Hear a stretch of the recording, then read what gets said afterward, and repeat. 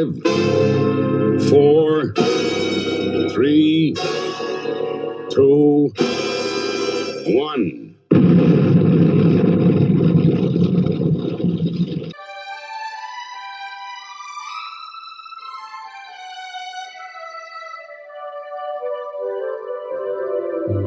You're old,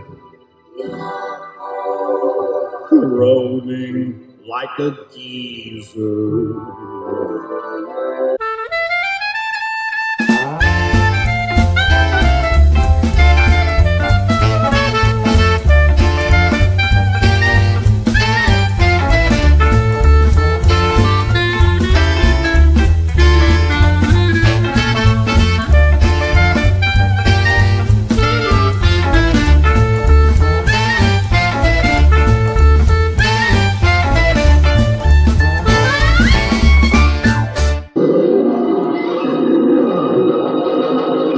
Hey, where's the beef?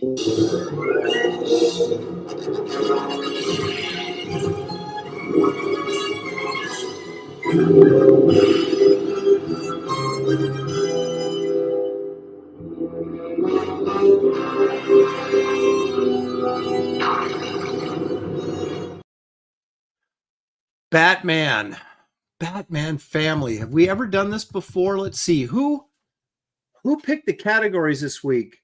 Oh, it was David Williams. And look at us. We're doing the Batman family characters once again. But you know what? There's so many to choose from. It's a wonderful topic, and I'm very excited to get this opportunity, as I'm sure all of our crew is as well. We have a special guest, Coran Kizer Stone, is joining us again. So we haven't seen him in a while, so this will be fun. I keep seeing our intro, and I keep thinking, should I redo this? Should I update it? But I'm so attached to that sort of Pixar-sounding song and the intro that I just don't think it's now classic. I'm not changing it. I'm not going to change it. We're going to keep it, and we'll move forward. So let's bring in the Batman himself, David Williams. Hello, David. I'm Batman. We've noticed. You are like an expert at stacking the poll so that no matter what happens, you win. Yeah, sometimes, not always, but okay. more often than not. Well, we'll see if you surprise anybody today and not draw Batman, but we'll get to that in a moment. But here's a guy who won't be drawing ever on this show. It's Gary Martin. Hey, Gary. Aaron? Yeah. I was at the store the other day. Mm-hmm. Most of my adventures take place. And I saw a door that said exit only. So I entered through it. And then I went up to the cashier and I said, "Hey, I've got great news. You severely underestimated that door over there."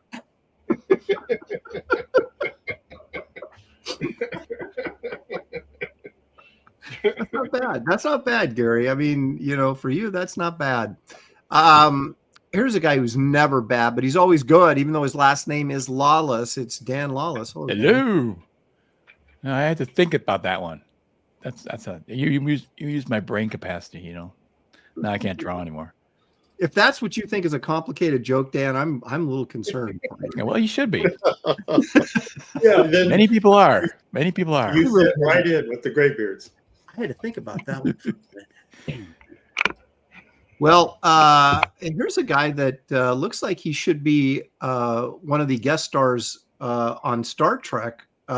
He's an animator, designer, character designer, and one of our favorite people. Please welcome the return of Coran Kizer Stone. Look at that. I'm Black Man. You're stealing David's material now. Look at that. Look at that Vaseline lens. We were commenting on this backstage. Yeah. Just like to make yourself look younger.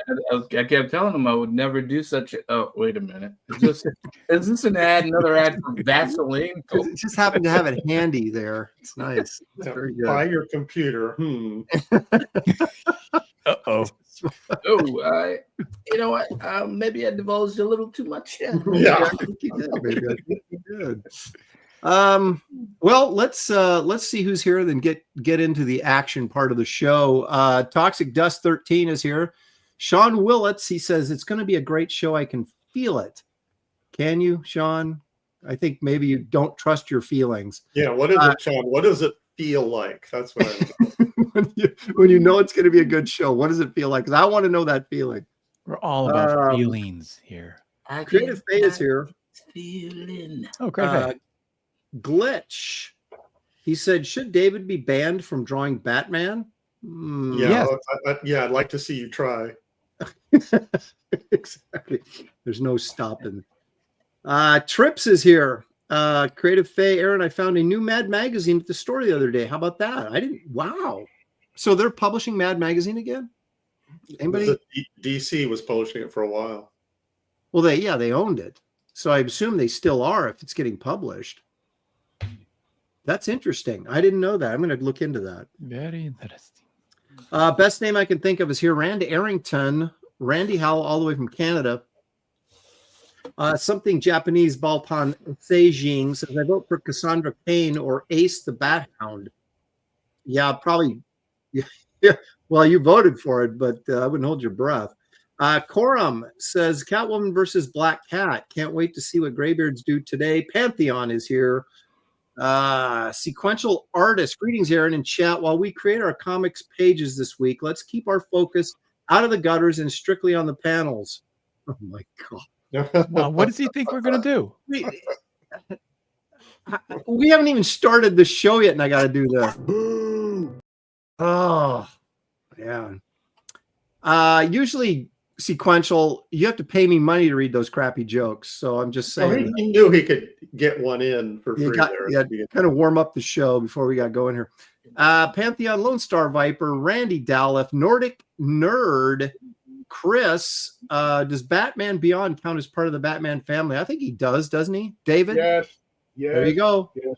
Batman Beyond. Matthew Muma is here. Will Excel, Robert the Bruce. Will Excel says, has anyone checked on Kelsey? Any of the bros call him? What's he up to? He is alive and well. He's just not speaking to us. But he has been checked up on, and he is fine. Leg Kick is here, because Leg Kick is almost always here. Dennis Rodriguez, Best Age Comics, Kino Reviews, Chris Andrew, JP Roca, best name I can think of, Pity Maw. Hi, all. Hail Graybeards mods. Happy Wednesday. Graybeards is great to start my work week. You just start your work week on Wednesday? You know I think it's the Munchkin song from no, it's the people that work at the Emerald City. They say we get up at 12 and start to work at 1, take an hour for lunch, and then at 2 we're done. Jolly good fun. That sounds like Pity Maw. Our work week starts on Wednesday, then ends on Friday. Come on now. I've had days like that. I want that job. Well, you're assuming she may work through the weekend and have Monday and Tuesday off. Well, thank you, Gary. Thank you very much for that. Freak a Boogie. Oh, I'm sorry. I tried to grasp the unwritten law of making Aaron look bad. Yeah. Why don't you just team up with Katie Dead while you're at it? Freak a Boogie's here. Neil Orr. He says, I don't know why you say hello. I say goodbye. Boo. My gosh. Can't we do better? Isn't that a Beatles? That's a Beatles, right? Yeah, it is. Lord Hinson Comics Gator is here. Terror movie trailers. Put corn dogs in the poll and Gary will participate. That is a good question. Would you, Gary, if corn dogs was actually the choice that we were drawing? I always vote on the poll. Yeah, but you don't draw is what he's getting at. Participation meaning drawn. Is that what he means by participate? I think it is. I believe so. Okay. Captain Bipto is here. There's Katie Dead. Oh. Hey, Katie. Hey, she's yelling from her porch. Hey, Kizer. You know, there's 4 other people on this show, Katie, just throwing that out there. Well, hey, we're older. She's got to go, hey, guys. See, so that's what, when you get older, they got to talk louder. I see. So you're saying she's not singling out Kizer and slighting the rest of us, including myself. Is that what you're saying? I think it's the Vaseline that she's responsible. Yeah. No, that's It might be. Marcus Killigroup, purveyor of all things pop culture knowledge, is here. Dale A. John Porton. He says the suspense is titillating. Rob Reed for 5. Hail the Graybeards. Thank you, Bob. That is short and sweet and gets right to the point. Appreciate it. Pastmaster Dan is here. Hit the like button for smoking. Of course, he's referring to our Eurotrash show last night with the professionals, where we looked at some of the best European artists, and we were all. Oh yeah, I want to watch it. I didn't catch that. I want to.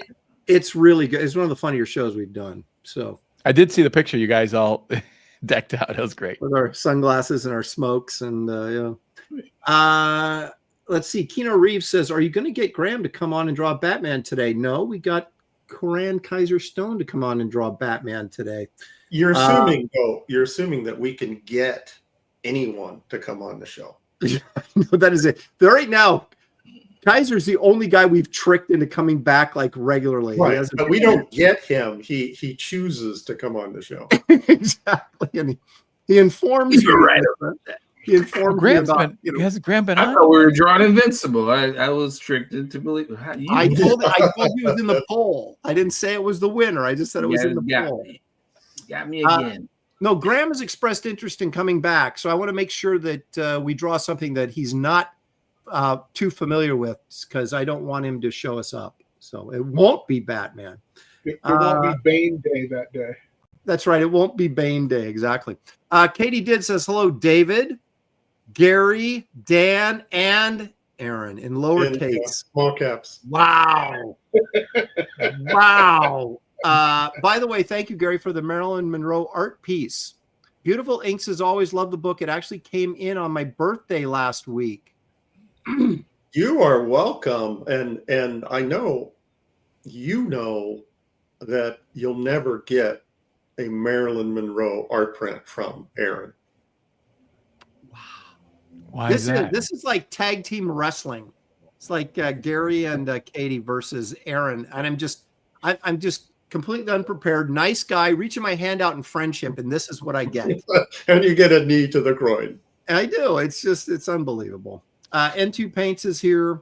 Coran just left. Let's see who else we got here. Brian G is here. Falling apart. It is. It's just Katie shows up and everything. Rick Johnson is here. House of R. Leg Kick is here because Leg Kick is always here, and he's also giving us $5. Anyone up for Catman image? Catman is not part of the Batman family. That's a stretch. Huh? Catman it's do? A villain, though. No, do villains count? They could. Wait a minute. Oh, I'm thinking of who's the boxer? The cat guy that's a boxer. Yeah, that's Wildcat. Wildcat. Okay.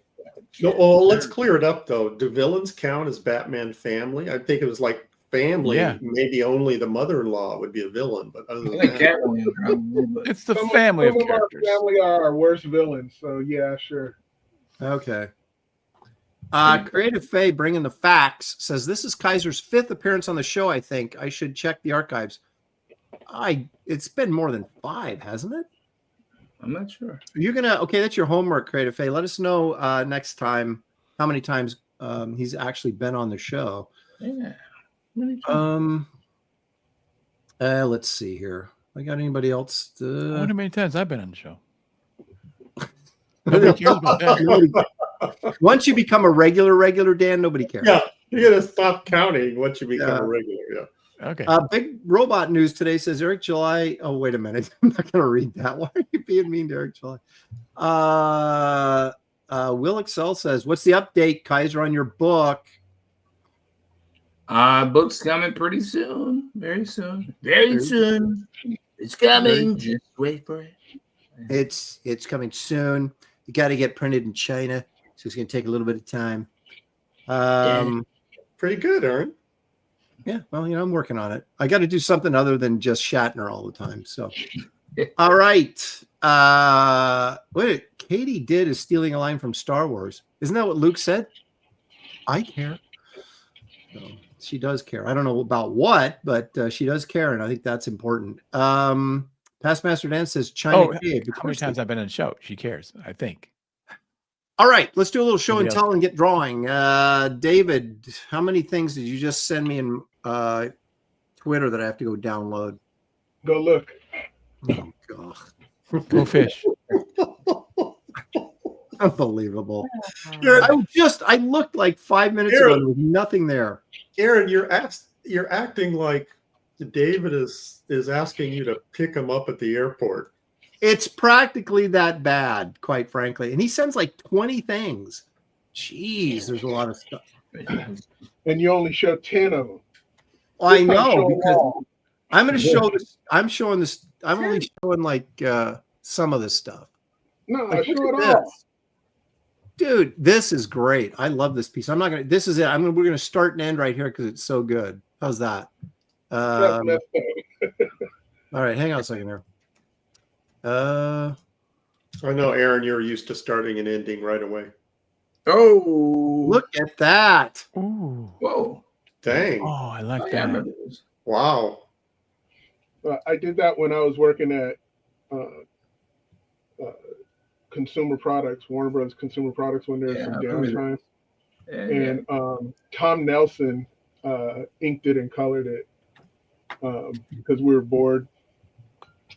And we would do a whole bunch of like drawings like that when there was downtimes, because there was like long downtimes in between getting approvals from people in England, because we were working on Harry Potter and stuff like that. So we were just drawing any and everything. So he's all, "Oh, can I color that?" I'm like, "Sure, go ahead." And so he just took it and I love it. It's awesome, man. That is very, very cool. That's very cool. And that's, I'm not showing any. Oh my God, you showed like 30 pieces. yeah, sure.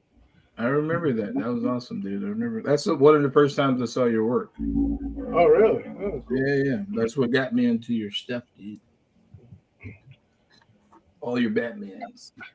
I wanted to show this stuff because I wanted you guys to realize it's silly for you guys to go up against me. This is like an intimidation like move or something, I guess, huh?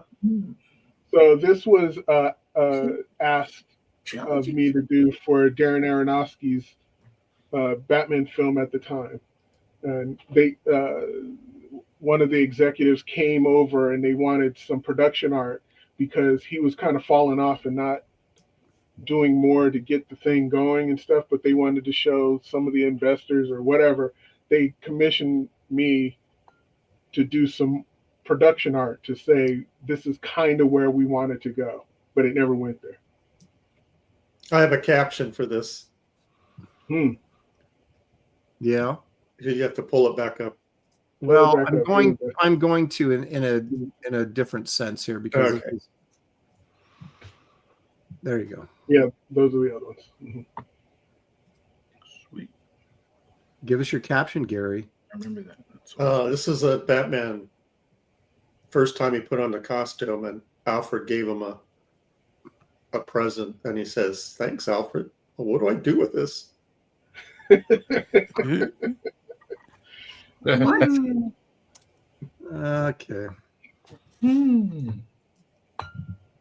What do I do? Who is this? What do I do with this? Okay. Here we go. Christmas ornament.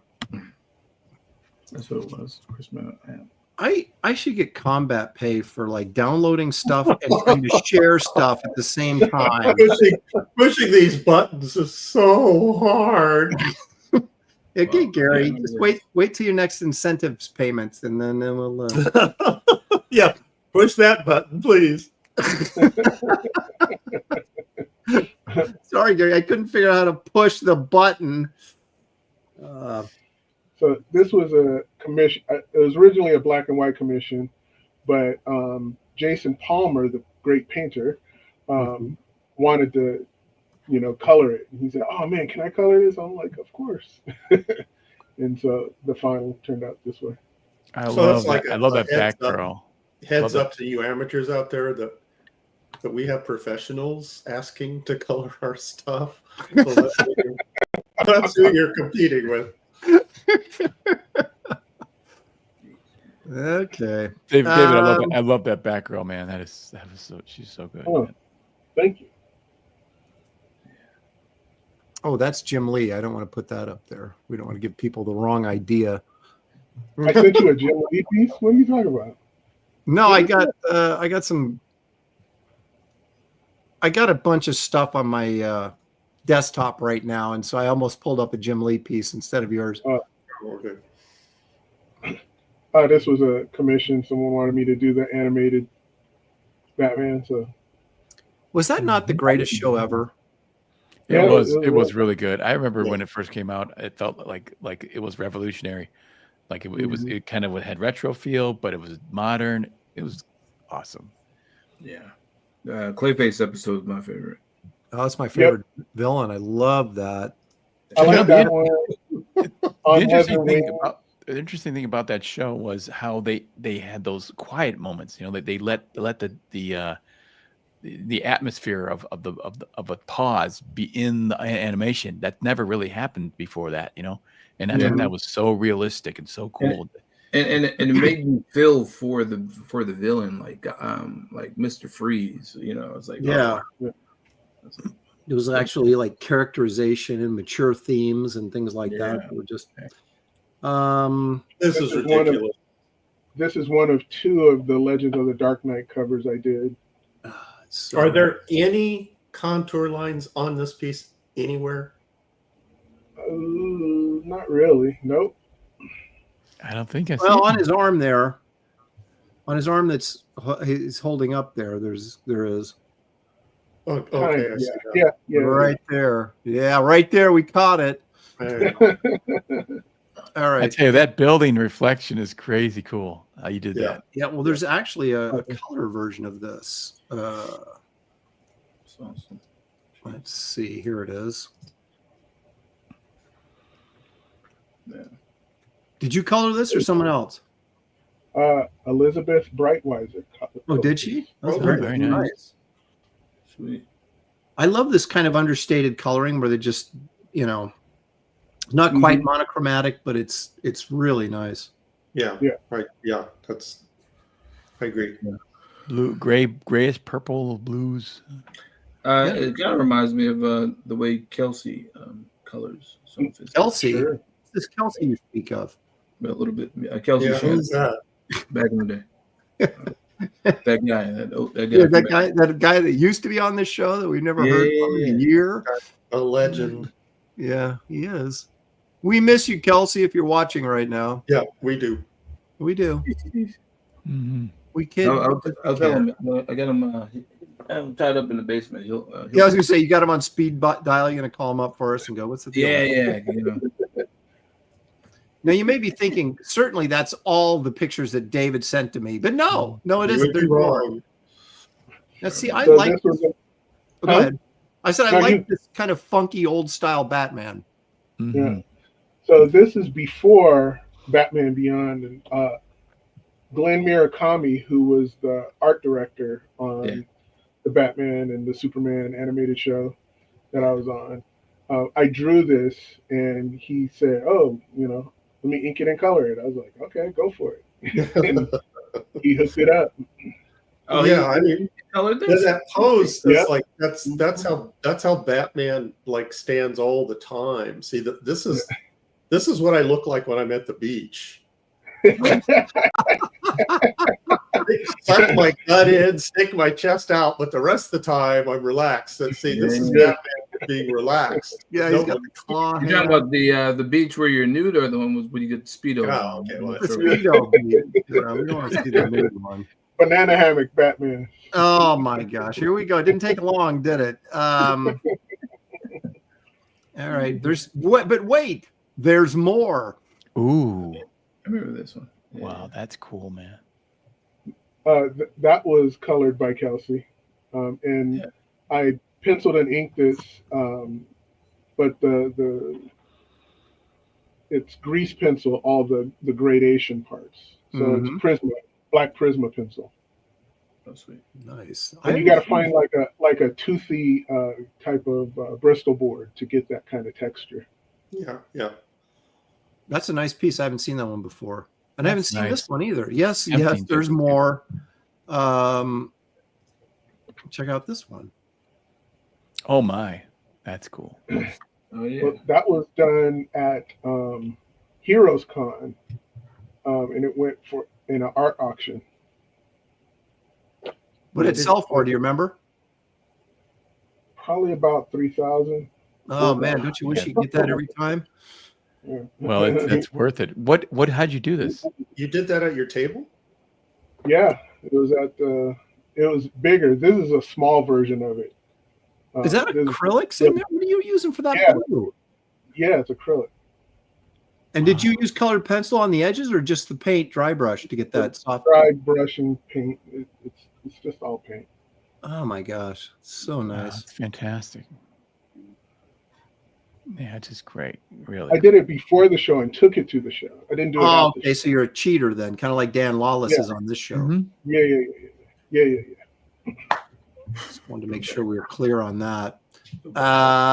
Okay, couple more. Now, what's the deal on this? That was a part of that year one proposal. So I Oh. did that. And I did a little Photoshop action just to create a mood. Yes. I approve. Love that.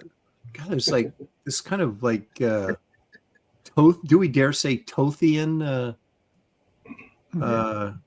black and white action there? Uh-oh. This is I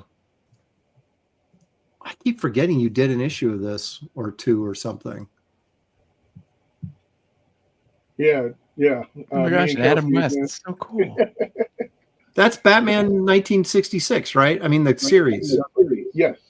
Mm-hmm. I love your Robin in this. Good old Burt Ward. Yeah. That was the year I was born. Yeah. They had an issue with me making Alfred look like the actor because they didn't have the rights. And I was just like, no, it's cartoony enough. It's not exactly him. You know it's him, but it's not exactly. Who did the coloring? Did Kelsey do the coloring? That's all Kelsey, yeah. Yeah, that's nice. Kelsey inked it and colored it. Oh. Wow. You know, he would be great to have on this show sometime. So is parody not covered? I mean, I thought it was. Yeah, but they don't really look at this. They wouldn't look at this as parody, though. Parody's got to be like Mad Magazine stuff. Okay. But Batman, this 66 in and of itself is a parody. So why isn't everything in it a parody? Right. Because I don't think because it's not being packaged that way. Pardon the expression. Yeah, I'll be right back. I have to help with groceries. I'll be right back. No, Okay, no, bring get back some- over here. Get Bring some back groceries. some in for everybody. Let that ice cream melt. Yeah, I'll be All right back. right. Well, we'll probably still be going through David's drawings by the time he gets back. He sent me so many. Yeah. All right, here's the last one, I think. Last one. I know there was more. Oh, I see. Yeah, I remember that. Didn't you do this one on the show or something? Yeah. No, Dang. I did not. Oh, okay. It looked. Why is it so familiar? Well, I remember. Yeah, I know. It seeing looks familiar. I think we've seen it on this show before. David's like showing us stuff we've already seen because he's, Yeah, you got a refresher. See, you forgot. You know, maybe people haven't seen it yet. So. Got to be reminded of how bad you guys are going to lose. Dang it. Wow. I'm just shrinking in my seat here. Slumping. What in is my seat. that? Okay, hang on. David, that's like saying that you have to be reminded that cake tastes awesome. Yeah. Some people are saying I'm echoing. Am I echoing? Yeah, there's a little bit of an echo. Yeah. It was when Kizer was talking, I heard it, but when so it may not be you, it may be Kizer. I heard it when I was talking. Okay, now I'm hearing. I heard my own voice. Yeah. See, I'm hearing myself now too. Yeah. You know, it's got to be David's fault somehow. All right, what do you got here? This was another commission, but it's me working on it, painting and spotting blacks. That looks good. Is that better? I tried to fix it. Sounds better. Let's see. No, I can still hear myself echoing. Put some headphones in. We'll get to the bottom of this. Doggone it. I hate those headphones. Hold on. Look at that youthful, Yeah. that youthful David Williams there. Yeah. Not All too that happy attitude. with the photographer, apparently. All that attitude. It's been meeked out of me. I think that's actually a pretty cool version of Robin. You know, kind of dig that. Looks a little less, gay. What are you trying to say, Dan? Yeah, Robin looks gay. he has a Robin Hood vibe there. Yeah, that's what I'm thinking. Looks good though. Why are we getting? Is that echo's got to be David's fault? Let me mute David for a minute and talk, and then we'll see if. How's that? Is that better? Well, it's only when everybody else is talking. Oh, wait a minute. You hear anything? I don't hear anything. You fixed it. Okay. Okay. I put on the headphones. Excellent. All right. That'll do it. Okay, now we've got one more thing. It's David hogs the entire show. No. Oh, there's David Williams way down there. Yeah, his billboard. So yeah, anytime anybody wants to question David's bona fides, he had his own billboard At Warner Brothers in front of their movie studios, and it was there for a year. That's so awesome. Well, maybe he's got the Ant-Man suit too. It could be just the regular size. Yeah, this was on the curb. That's pretty cool. You know, I used to get excited. I used to get excited if I went to San Diego, and Marvel would use one of my drawings or something for on their booth, one of those giant walls they had, and like a Hulk would show up every once in a while and go, "Oh, that's me!" But look at this, man. This is that's next level, dude. That's cool. Yep. All right, so we're now all apparently afraid to draw Batman, but I'll tell you right now, Dan Lawless is not afraid. I'm not afraid because I don't care. Yeah, I'm really glad I'm not drawing today. All right, Gary, what the heck is this? I don't want to follow David, but somebody has to. This is a commission of an artist that I knew of, but didn't really follow, Charles Burns. The guy did not shy away from work. I mean, I took this commission this will be a good, feather inking exercise. It was hard. It was really hard because Charles Burns is very, very precise. So this is all brush. He would every year would win inking awards for the Eisners or whatever. It was every freaking year. Yeah. He won a lot. I mean, even those bricks were probably the hardest to do because they disappear into little tiny stuff. So this took me most of the week to do this. So I only have one piece to share this week. Oh, well, that's pretty cool. But you worked hard on it, and so we're proud. I sure did. Dan Lawless. Okay, you guys have seen this before, but I'm bringing it up because this campaign is now active. Before, when I brought it up, it wasn't active. So check it out. It's Silence Do Good by Sean Salter, and it's a pretty cool story. This guy goes back in time.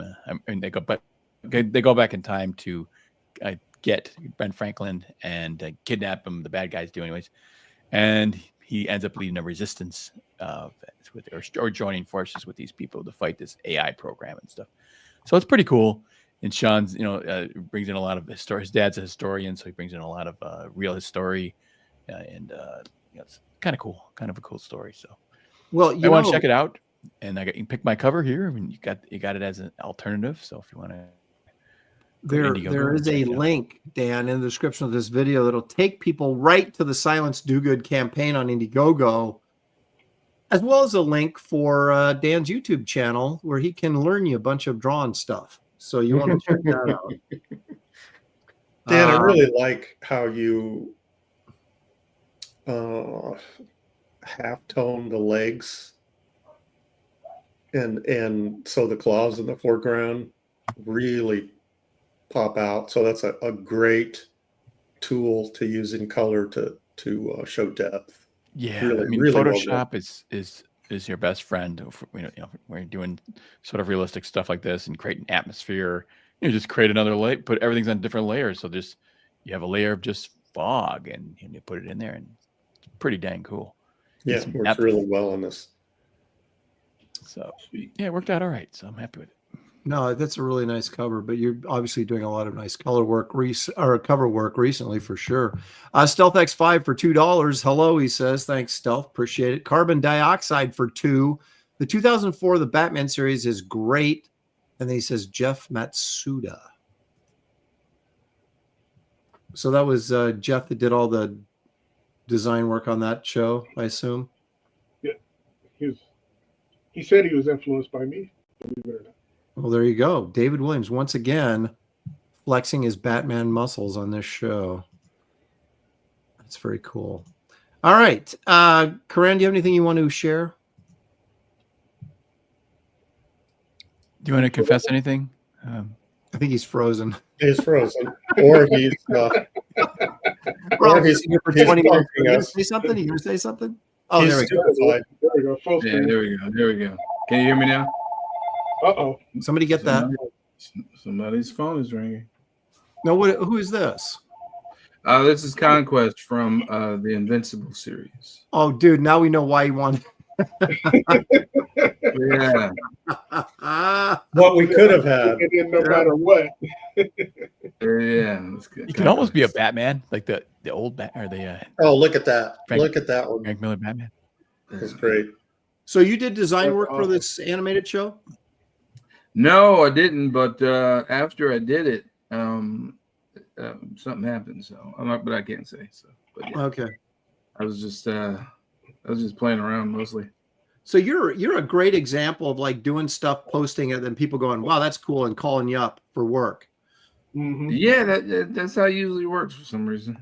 It hasn't worked that way for me, but I'll keep trying. Yeah, I'm still waiting by the phone for that call. I did do some Batman stuff though. Oh, Yeah. Oh, that's cool. Oh, that's fucking cool, man. Big Batman. So I was back in my Warner Brother days. I was developing a Batman show, and I wanted my Batman to look more like this. Am I getting an echo? Can you hear an echo? No, you're good. No. Okay. And I wanted to make him look more like this, but they wanted more of a Bruce Timm direction mixed with the Arkham Asylum game. And so that's what I did. But This seems like for my they own ripped- fun. It's like they ripped you off for the new Batman look. Probably so. I'm not sure. I mean, they always rip me off. you know. Yeah. You and David have the worst horror stories for. Look at that low angle shot there on the right, man. That's Oh yeah. a tough angle right there. That's good. It's just good fun with the bats. And then I also did a Carrie Kelly in him. Uh-oh. I did just fun. Oh, look at that. I love that Batman. Look at that. Yeah. We'll show him with my trusty slingshot. Yeah. It's awesome. I'll put his eye out. Yeah. That's it. That's pretty much it. I mean, I got a whole bunch of Batman, but that's all you get for now. Cool. Very cool. That's awesome. That would make a great T-shirt. Yeah. Oh, yeah. Ooh. Look at that hulkish Batman. I love that. Okay, well, now I'm going to embarrass myself by showing something, but what are you going to do? Let me. Oh, it does work. Yay, my camera's working. How about that? Let's knock on wood. Okay, so just a little Wraith of God panel. I really like this Headless Horseman throwing the pumpkin. Oh, yeah. Wow. I thought I'd share that. This is page 32. So this is actually the halfway mark to the graphic novel being done. So he has to throw the pumpkin head eyes forward so the head can see where he's going. Exactly. It's very yeah. I don't know what to say, Gary. You got me. But I thought I'm drawing this pumpkin head so it looks cool. And yeah, he just showed the back of his head. It would just be a pumpkin. yeah, where's the fun in that, right? That's awesome. Anyway, so there you go. Little action there. And then you see all the blue line for the rest of the page. Spoiler. Huh? Spoiler. Yeah. What I do a lot of times, I'll add as much pencil as I need to, or maybe I'll just start inking the blue line. Depends on how much detail I put in the blue line. But anyway, there you go. Wraith of God, Fear Hollow. Link is in the description of this video. It'll take you right there to support that campaign if you would like, as well as my website where you can get back issues, posters, prints, sketchbooks, original art, all sorts of good stuff. And you'll find a link also for Gary's Brush with Destiny book. So you can order that. And David Williams and EVS's Fearsome. And Coran's Instagram, if you want to follow him and look at all the cool artwork he's always posting, you can got links for all that stuff in the description of this video. Please check it out. Please hit the like and subscribe. And all right, gentlemen, let's get this show. Did you rolling. see this comment from Katie? Did I don't know what it was referenced to, but it says, "You hush your mouth, Aaron." I don't know what it was about. What? That's that moment is past. Katie's like, you know, she insults me, she reprimands me, she ignores me. It's like, what in the I don't know what it's about, but I agree with her. Of course you would. Of course you would, Dan. But anyway, okay, so we'll just move on with the four of us. Talks to, I just realized Aaron, she talks to you like one of her kids. It's kind of now a sad you behave story. back there, or I'll turn this car around. Oh, he was being mean to you, Dan. I am not. See, Katie, it's just you manipulate the situation. No, sounds accurate. Look like the villain. I am the kind. My heart is so kind, and it just destroys me when you say such things about me. Yeah, it's just his actions are evil, but his heart is kind. It is. My actions are evil, but Nothing my heart happens is between the heart and the mouth. What are you gonna do? I mean, that seriously, journey. what are you? All right. All right, Okay. set my drawing table up here. Hang on. Okay, David, what are you gonna draw? Whatever the I want. Oh my gosh. We're gonna figure it out as we go. Okay, so Batman. Dan is going to do Batman. He's already revealed that. Kizer, what are you thinking? The Red Hood. Ooh. Wait a minute. I thought, okay, changed it up on me. All right. And I think it's also important to note that Kizer will actually be drawing with a pencil and paper today, which is shocking. Say what? Yeah. That's right. No digital. Look at him. Look at him. He's no digital today. Yeah. Loosen up. Get ready.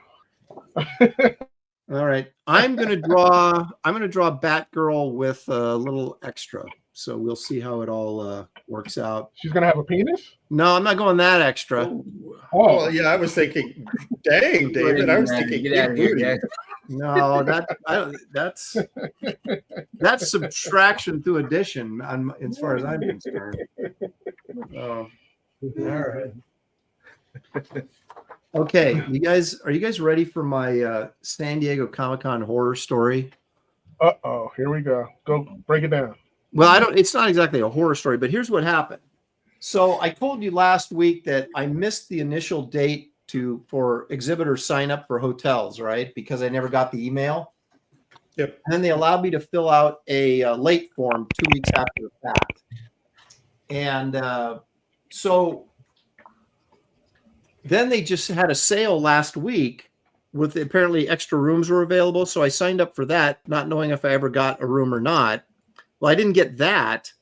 But then at midnight last night, an email shows up saying that I actually did get a hotel. So I was very excited. and it's in the gas lamp, so it's it's close to the convention center. All the things I needed, and then I looked at the price. Most of the hotel rooms are around $300, like $299 or $330, somewhere in that price range. Which is insane. Which is high anyway, right? But I got the $426 a night room. Holy shit. Does that come with its own hooker? Well, it's called the concierge room. And I was like, okay, well, what is that exactly? But I guess it's like a suite. It's like you've got like a living room or something in there as well, or something like that. Yeah. So all the stuff that you're not going to use because you won't be in the room very much. Right. And so I called the hotel place, not the hotel, but the people that make the reservations and everything. And I said, hey, I'm very thankful that I have a hotel, but why are you guys giving me the most expensive room in your hotel? And it was just basically, I guess, I got very little information from saying, well, sir, there's nothing, that's all that's available. So my guess is what happened, all the cheap rooms got taken. And then because I was late, I still got a hotel room, but I got the expensive one that no one else signed up for. Yeah, you fell for the tried and true hotel technique of, we don't have anything. Oh, we just found something. Yeah. It costs twice as much, but is $500 a night too much for you? Because we've got you covered. Especially since you're only going to spend about 6 hours in the room. Yeah. Right. So, yeah, well, that's true. I mean, I don't quite stay up as late as I used to, but I'd still, you're hitting a sack between 11 and midnight every night, and then you're getting up and. So did you take it? Yeah, you're out. Huh? Did you take it? Of course, I got to have a hotel room. Randy Howe says he's got the room. Party at Aaron's place. Yeah, exactly. So I was like, when you return from the con after a hard day. Your room's going to be filled with sweaty fans. It's like a big party in my room. Oh well, what are you going to do? I mean, I am thankful that I got a room, but I was like, ugh. Well, maybe you could rent it out, sort of, to people. That's maybe there's rent it out to the hours that you're not there. Well, someone was Shelley goes. You should maybe you can get like a roommate or something and split the cost. I'm like, who do I know that I could actually spend like 4 or 5 nights with? Yeah, exactly. Who you wouldn't mind spending. Yeah, exactly. And I'm like, that's a tough. Wait, so you don't like anybody? Is that what you're saying? I don't like anybody, and nobody likes me. No, it's not about that. There's a difference between being friends with someone and sharing a room with them. Yeah.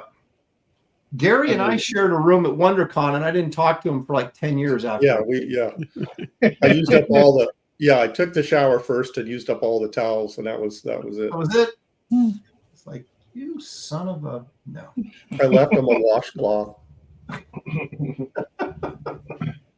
But luckily, I don't shower, so there was no problem there. But it was. Rita Faye says Andy Smith's looking for a room. Yeah, but Andy's. I would do it, but Andy's bringing his wife and his daughter with him, so it might get a little tight in there. He's got an entourage. Yeah, it's like a little tight in there. What convention is this? San Diego Comic-Con. Oh, okay. If you had an extra ticket, definitely. Well, Kizer's kind of like, I got to pay to go. I'm gonna forget that. Dale A says, I'm starting to think that Shelley is a saint. That's just occurring to you now? Oh my gosh. Actually, Kizer, Carbon dioxide says bunk with Mark Wade.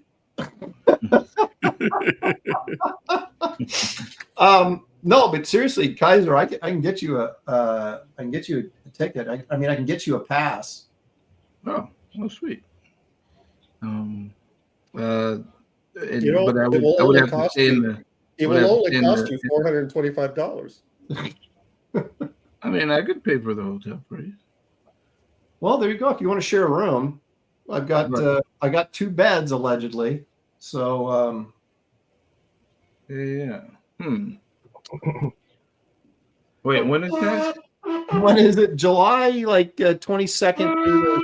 Oh, July 22nd. That's like a few days before my birthday. Well, you got time. I mean, obviously, I'm doing it either way. So if you let me know if you want to. I might do that. Yeah, definitely. What? Wait a minute. Hang on a second. Aaron, what does that even mean? What did I do? What did I say to warrant that? Don't know. I think Katie's making stuff up.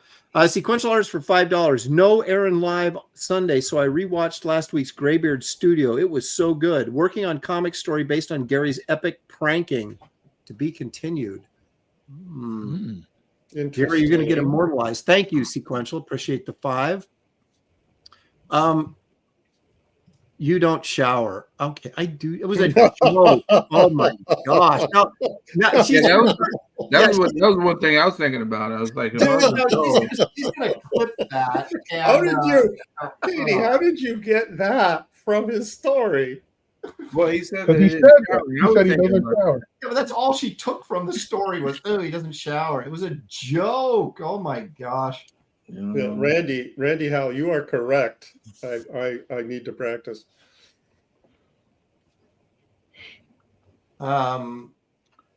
Yeah. So anyway, I had something, and then Katie's insult, I lost it. So. Creative Face says, "Have Kizer be your booth babe."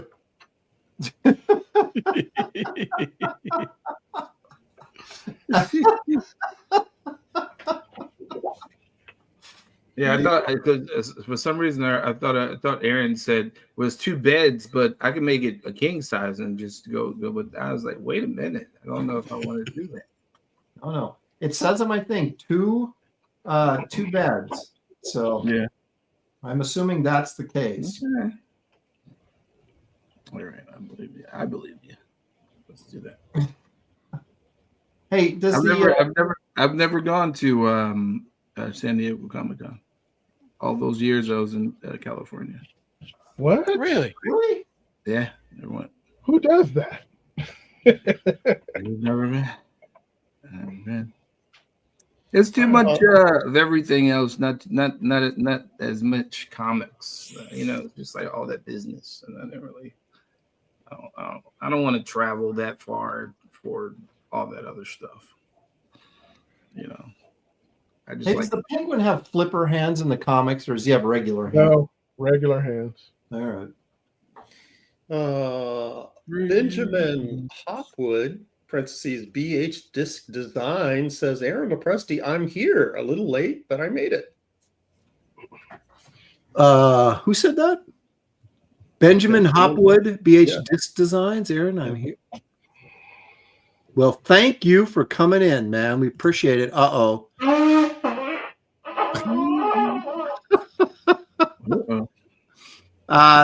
Okay, Sequential Artists for 10 came up with an alternate ending for the Gary Melvin prank saga. When he finally confesses, he tells her, "Oh, daughter, it's not that there was never any Melvin. Actually, there was never any Gary." Ooh, that is a twist ending. I like that. Pretty good. I like it. Mm-hmm. So from now on, you have to call me Melvin. That's right. It's not brother. Well, but that begs the question then, did maybe Melvin off Gary? Yeah. Or was there never a Gary? Interesting. You'll have to stay tuned. Someplace. Yeah, creative. Melvin Martin.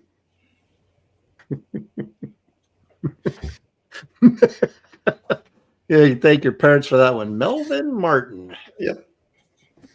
Well, you got to look at somebody like Mel Gibson, right? And his name has got to be Melvin, right?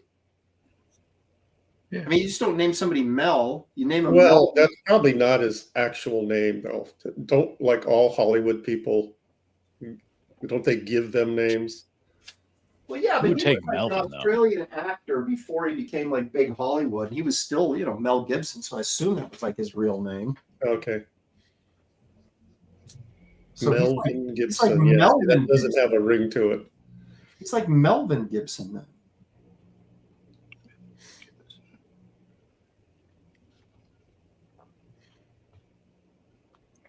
What's your favorite Mel Gibson movie? Well,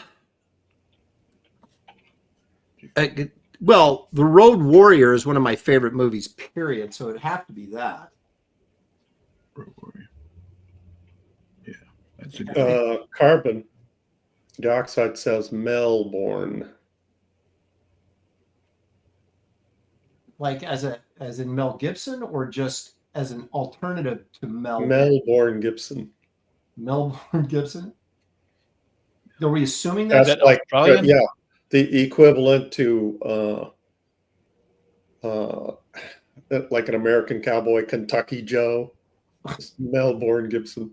Is that like an Australian name, perhaps? Melbourne is a place in Australia. That's what I'm saying. Maybe that's his name. His name. They pronounce it Melbourne, by the way. Okay, continue. I'm kidding. Do we have to look at it? Someone have to look that up and actually verify what his name actually is now? I think it's Mel Gibson. I think that's his actual name, Mel Gibson. Just Mel, not Mel isn't short for anything, is what you're trying to tell me. Yeah, it's just Mel. Okay. According to the chat. You got Mel. Well, the chat usually knows. So, And Marcus is confirming it. It's your favorite Batman film? George Clooney or Val Kilmer? Which one are we going with? my favorite Batman film is Batman Begins. Christopher Nolan one with Christian Bale is my favorite Batman movie. Really? Yep. Mine is the last one they made. I didn't see that one. I don't think. With Pattinson, whatever his name is. Yeah. Pattinson, Yep. That was the best one. You thought that was the best one? Wow. Yep. Anything with Michael Keaton, I'm definitely. So I like this Michael Batman Returns with Michelle Pfeiffer and Danny DeVito. I thought that was awesome. I mean, of course, I thought half that movie was good. Like if they'd cut out the Penguin and just had Catwoman, I think it would have been a great movie. Yeah. Felt a little. See, anything Jersey in a film, I'm definitely. Gotcha. Well, that's pretty good. I like Ben Affleck as Batman. I just didn't care for all the other guys in there in the film. You know, he was okay as an older Bat. I mean, he was more rugged than most of the other Batmans. Yeah, he Well, seemed more like because Frank he Miller. didn't shave. Yeah. But you know, nothing can beat Batman the animated series. That's my favorite Batman. Anything.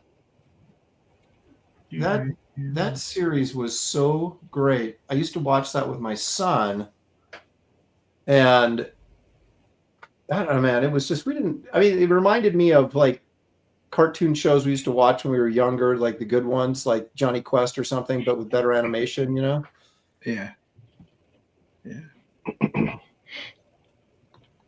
It's just like it was made for everyone. You know, not only kids, but like if you're an adult and you're catching it, you're like, wow, this is pretty deep story.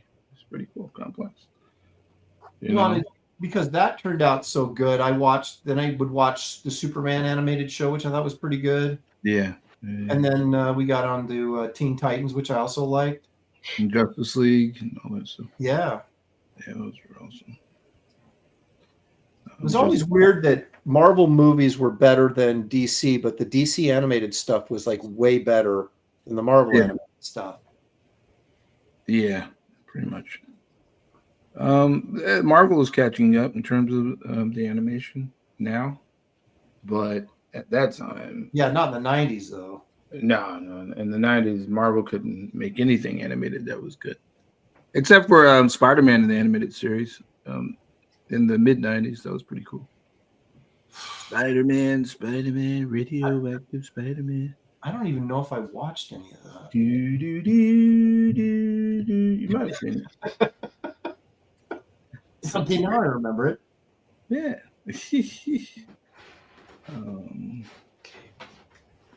Well, yeah, like the X-Men show was kind of crappy, wasn't it? Or was it? Maybe I don't know. Which one? The X-Men cartoon in the 90s. Was that any good or was that crappy? The animation sucked. Right. But the writing was pretty awesome. Yeah.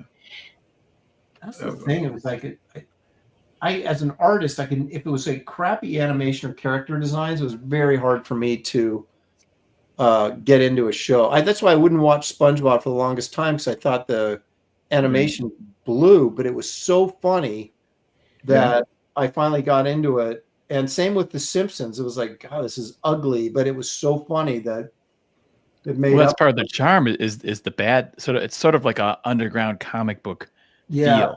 Yeah, and that's that's okay. There was a lot of those cartoons that like that.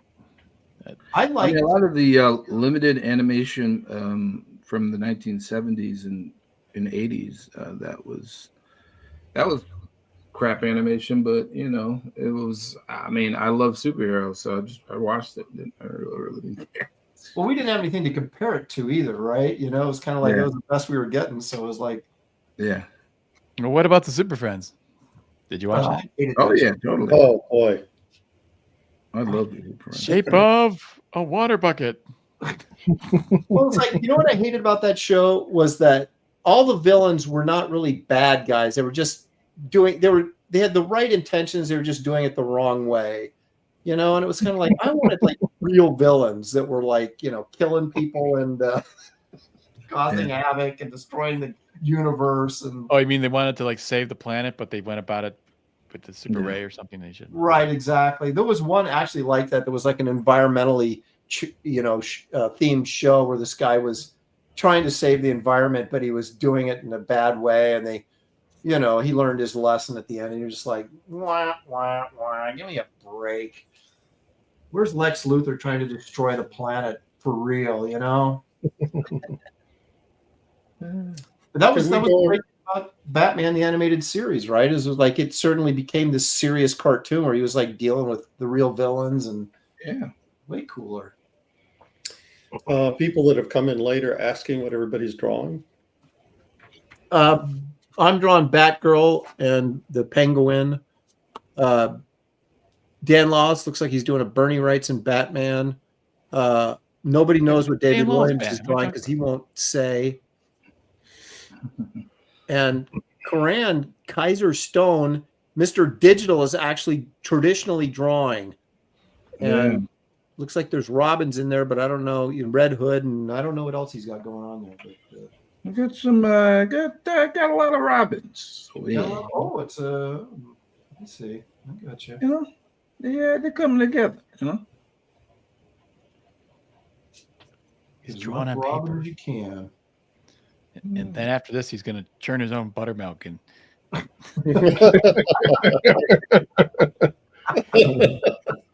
Getting back to his roots. That's right. It's like. Strong with a pencil, man. It just takes me back. It takes me back in time, man. Geek Avengers in the chat. He says, "Hail Graybeards." Hello, Geek. Geek.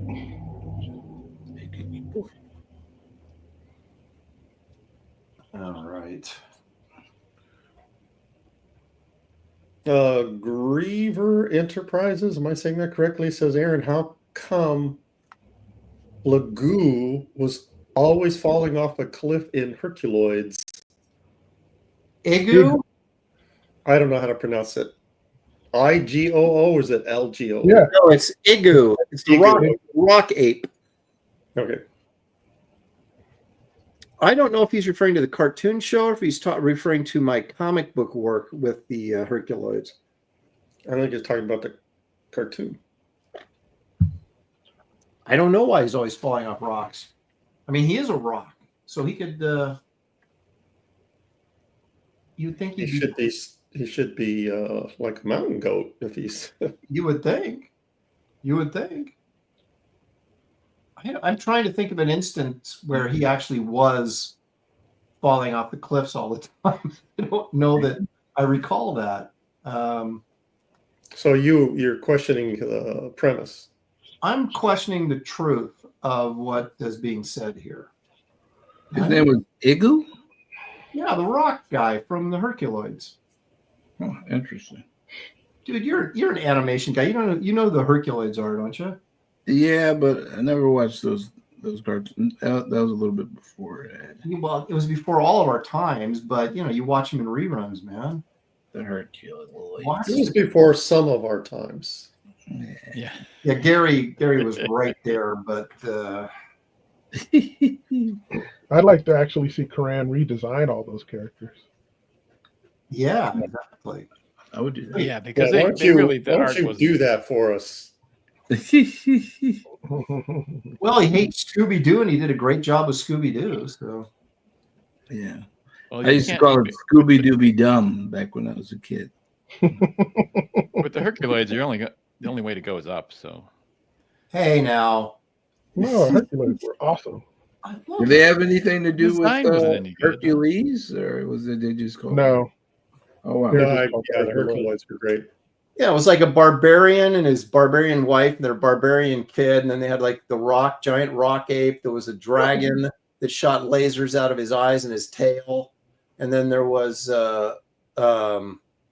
what was the like a rhinoceros, but he was what the heck was his name? he shot some sort of laser out of his. Rhinoceros. No, he shot like photon torpedoes out of his horns. Oh, that's right. Yeah, that's right. So the dragon was Zoc. I never figured that one out. It was like, what is he shooting here, and how's he able to do that? Oh, that was at the time when they thought that humans lived at the same time as dinosaurs. Well, they were They like still think that. aliens. Oh, And they were on the interesting. Then, like weird aliens would come and like invade their planet, and they would repel them. Oh, okay. Yeah. Griever says Igu will swing a branch or something, and then Glop had to make a trampoline to save him fairly often. Oh, Gleep and Glop, right? Yeah, because they were the two like the. That's how they talked. it was Gleep and Gloop. Gleep and Gloop. What I say, Glop? Yeah, Gleep and Glop. It was Gleep and Gloop. Yes, you're correct. These are interesting names. Shows that They were on with, your brain. there was like they were on with Space Ghost, right? So they do like they'd always usually lead with the Space Ghost cartoon, and then you get the follow up would either be, one of those. They had a dozen other. Birdman. Yeah, Birdman, Frankenstein Jr., who I loved. Who was the caveman? There was the Thor ripoff. Oh yeah. Okay, man. Mytor. Yeah, he was just your average run of the mill caveman, but he found this club, and when he hit it on the ground, he became the mighty Mytor. Yeah, pretty much. They became Thor. Yeah, exactly. What? Okay, Aaron. John Beatty says, "Here comes trouble." Oh no. Beatty's back. I knew there was some insults missing from this show. That's right. You can't expect Katie. Yeah, there's not as much mocking from the chat going on this week. I wonder why. What's going on? Oh yeah. It's our good friend John Beatty. Good friend of the show who won't come on the show. So oh well. I think he had a list of demands that he refused to meet. I think that's the issue.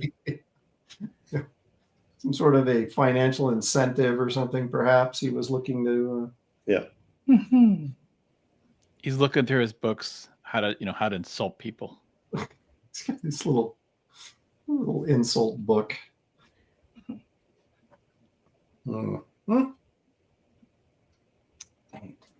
I'm attempting to ink this. Uh-oh. Yes, yes. Dude, okay, what are you using to ink? I have no clue what this is. I just picked it up. I have no freaking idea. A Tombow ABT N25 water-based. We have to give him credit for even remembering that it's called inking. Yeah, I know. Yeah. Mr. Digital. Gotta remember, there's no delete button. I mean, I try traditionally. It's just that it's mostly on napkin paper when I'm at the bar. Yeah, that's right. It's the only time my ink is on a napkin. Geek Avenger for 5. Someone tell me they're drawing Batmite. He is the only one that could go fully toe-to-toe with Mr. Mitchell Pitlick. Or Pitlick. Mr. Mixel Pitlick. Mix-Six. Pencil Dick. Yeah, that's the guy. What David said. That's the guy. I think that's probably the ultimate mega nerd test to see if you can pronounce that name correctly. Yeah. Well, it is. It's Mixel Pitlick, but it's spelling it is the tricky part. Gary, you just say that, and Aaron just chimes right in. Yep. Yeah. He just the ultimate confirms. With the exact pronunciation. Yeah. Aaron's a nerd. Check. I've spent years, quizzing DC executives on the proper pronunciation of, and they probably still come in and say I'm doing it wrong. So, John says, I learned what Aaron Lopresti learned from Michael Golden in an old video. I don't think it stayed with him, though.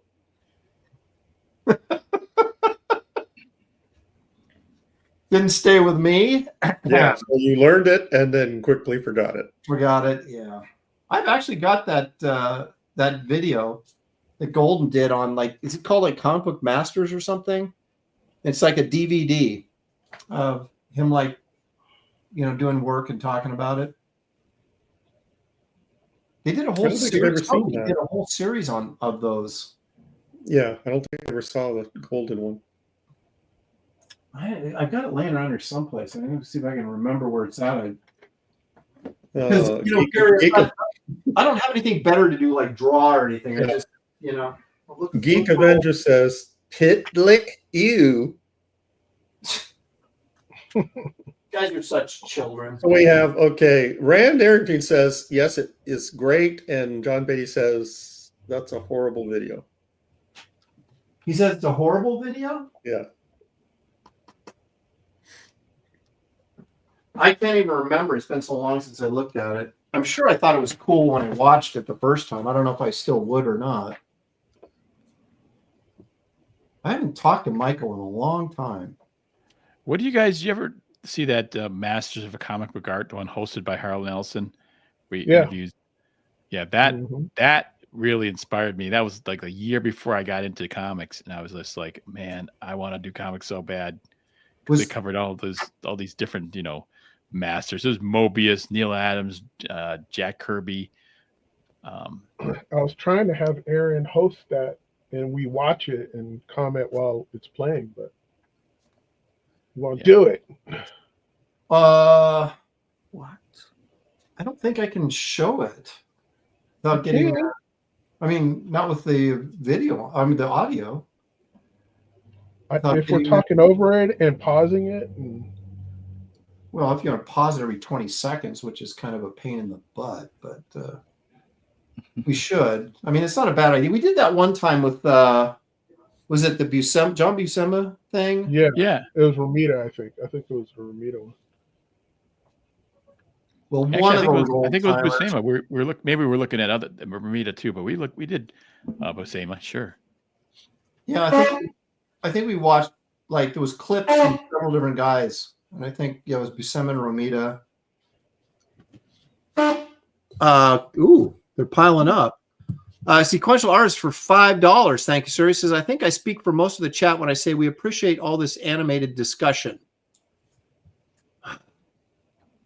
Is he being? Are we animated? He's trying to make a joke. Are you crazy? Is that your problem? You can always get the jokes. Well, anyway.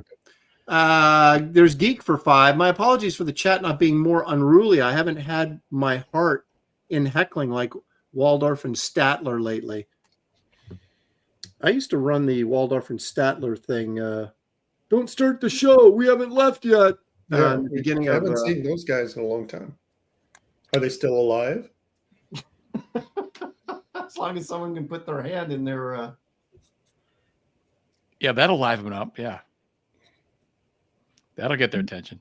One of the problems, this is for you young folk out there. As you get older, you lose the ability to guess people's ages. Somehow your perspective changes. I was watching a Charlie Kirk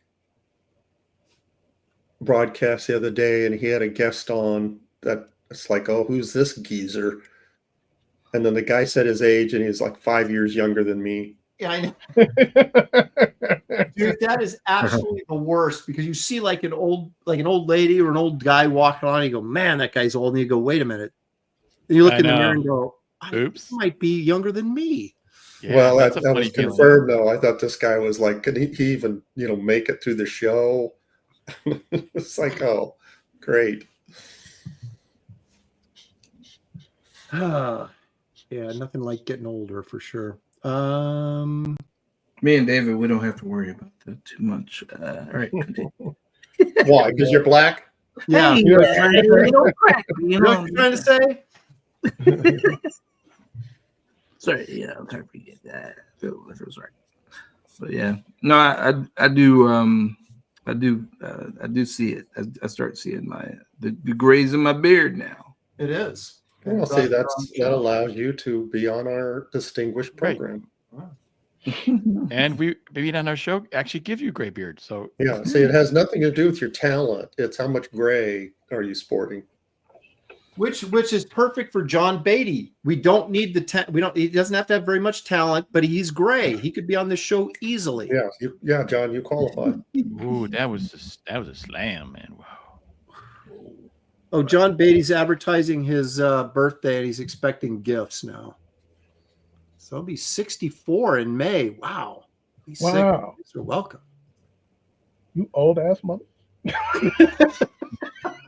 You old ass mother. John, you are a lad. You're a child. Gary's saying that because his birthday was day before yesterday, right? Saturday. Oh, was your birthday on Saturday? Yeah. Well, happy belated birthday, Gary. Whatever. Yeah, it's like, like, dude, once you get past 40, it's like none of it. You just like, I don't even care. Yeah, you don't want to be reminded. Yeah.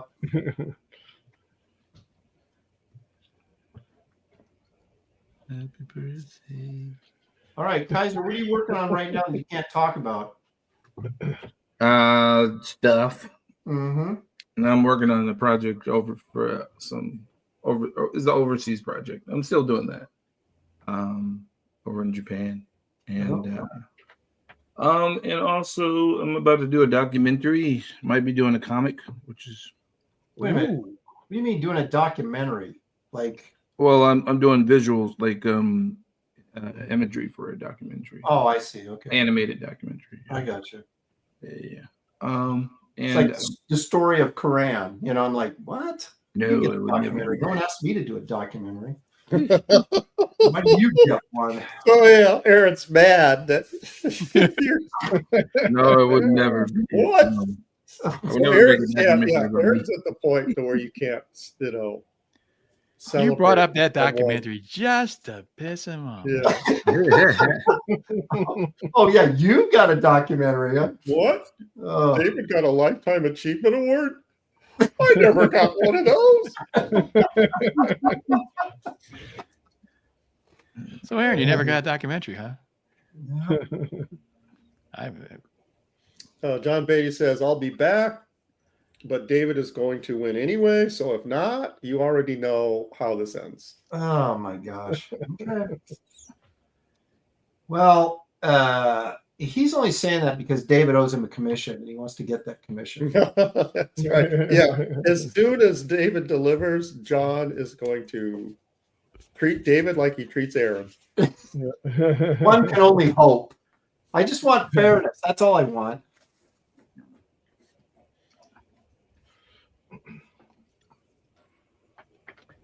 I gotta start inking here pretty soon, I think. David, did you start over? So what if I did?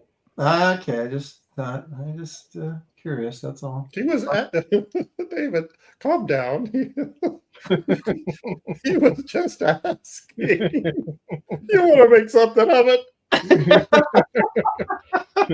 Whitey? Yeah. Better not come over to my neighborhood. Oh my gosh. Well, Are Aaron did you ask. asking that because I'm black?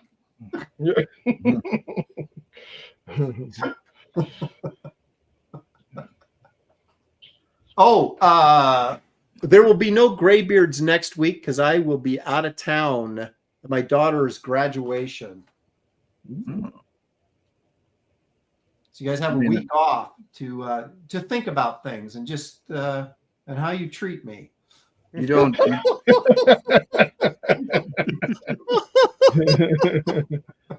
Go sit We in the have corner. 2 weeks to contemplate how badly we treat Aaron. Or think of more ways to treat him badly. Oh, There's two things you could do there with that that's time. not what I was getting at, Yeah. honestly. Man. 2 weeks to think of some new criticism. Yeah, Yeah. why not? It gives me 2 weeks to compile material. Yeah. Yeah, new material, please. Hey, Gary, maybe we can start talking about that substitute host idea. That's true.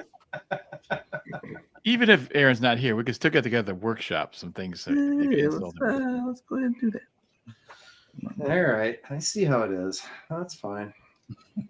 Well, so Dan, you could host it. Oh, you get Katie did, and you can all just rip on me behind my back when I'm gone. That's true. Gary doesn't even deny it. Hey, that's true. Yeah, that's a good that's true. idea. Yeah, I hadn't thought of that. Thanks for the idea.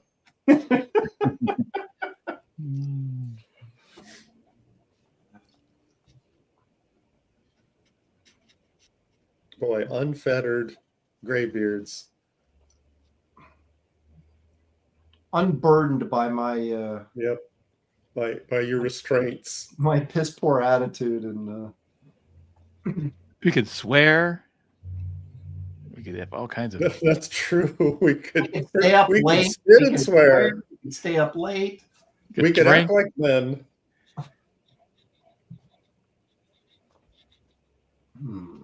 Okay. I was talking to Tina the other day. Okay. Speaking of spitting and swearing, we have a lull. We could do the beef. Okay. The whole show's a lull. What are you talking about? The whole show's a lull. Maybe we can pick it up a little bit with Gary's beef. Yeah, let's see here. Here we go. It's time for What's Gary's Beef?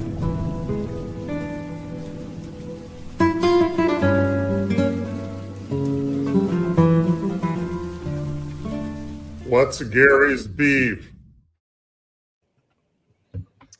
Gary, tell us what annoys you Great this tell. week. Okay, this week my beef is with the Hungarian customs agents. What? What? Yeah, I got a big beef. So you had no problem with those ladies going up in the spaceship? Aaron, if you could cue up the Little G Swine clip from the very end, I'd appreciate it. Okay, I'm ready. Okay, so this beef, I commissioned the rip-off verse guy the puppet guy, and you've seen little Gary, little G. Yeah. He was supposed to ship it to me, and that was like months ago when it hasn't arrived yet. So I sent him a message and asked him about that, and he sent me an audio clip. I'm going to play the audio clip. Hopefully you can hear it, and it tells the story. In the clip, he mentions I sent him a scan of my Frankenstein piece, and he printed it out and framed it. So he mentions that in this clip just for context, but that's not what this is about. So let me turn up my volume so you could hear his clip. Okay, here we go. Gary, hello mate. Hope you're doing well. Been a little while. Yes, I've been meaning to repost it. I posted it a while ago, and it got returned to me about a week and a half later because I included some Hungarian chocolates in the package with your puppet, and I don't know, the customs or something. They had a problem with me sending food or something food oriented within my parcel, so they just sent it back to me, and it's here. So I'll resend it on Monday. It did slip my mind, so I do apologise. Hope you're well. I printed out the artwork you sent over, and it's here in my studio now in Budapest. Still just finding a frame for it, but for the moment, the board that it's on, yeah, it looks great. I'm sure you're a robot. Anyway, yes, thank you for reminding me. I do apologise. I won't add the Hungarian chocolates this time. I ate them straight away anyway. And I'll send it on Monday. I'll get the tracking reference and I'll give that to you as well so you can keep an eye on it. All right, mate. Hope you have a good weekend. And no doubt, definitely soon. I don't think he's Hungarian. No. Aaron? So yeah. You Hungarian customs agents that deny me some exotic chocolates. That's very strange. That they would not allow that to be sent. Yeah. So could you split little G for the appropriate Oh, of course. Swine. Thank you. And I'll give you this too. You're despicable. Yeah. Is like So not only did I not get my puppet, I didn't get the chocolates. And he ate them when they returned them. He ate them. Well, I mean. So I accused him of like this elaborate, cunning scheme to, for me to give him credit for sending me chocolates, but him eating them anyway. That is pretty brilliant. It is. It's like 4D chess kind of thinking. Diabolical. Right, exactly. So that was the puppet guy, the Ripoverse guy that does a lot of videos for Ethan. Right. Huh. Because we brought chocolate back from Germany and France on more than one occasion, like in our luggage and stuff, but I guess that's okay. You just can't mail it? I don't know. Doesn't make any sense. I don't know. What if, Gary, this is like 5D sort of chess, but okay. What if the agent that inspected the package actually ate the chocolate? Why would he? It came back to him though. Why would he claim that he ate them? See, that's the hole in my whole plan. I've got to work on that.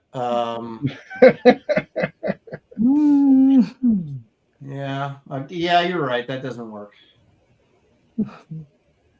Unless he's in cahoots. Well, what if there was? Yeah. I don't know. No, I think he knew they were going to be rejected. Yeah, that makes more sense. And then he had an excuse for why. And so yeah, so I'm mad at the customs agents. Meanwhile, he's wiping chocolate off his chin. Yep. I think that's probably the most logical explanation for all of this. What's all this chocolate on your face? That's right. Chocolate. This is doo-doo, baby.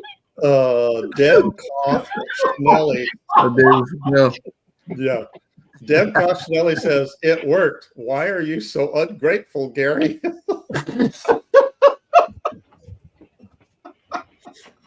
I appreciate you trying to send them to me. Thank you. Can you try again?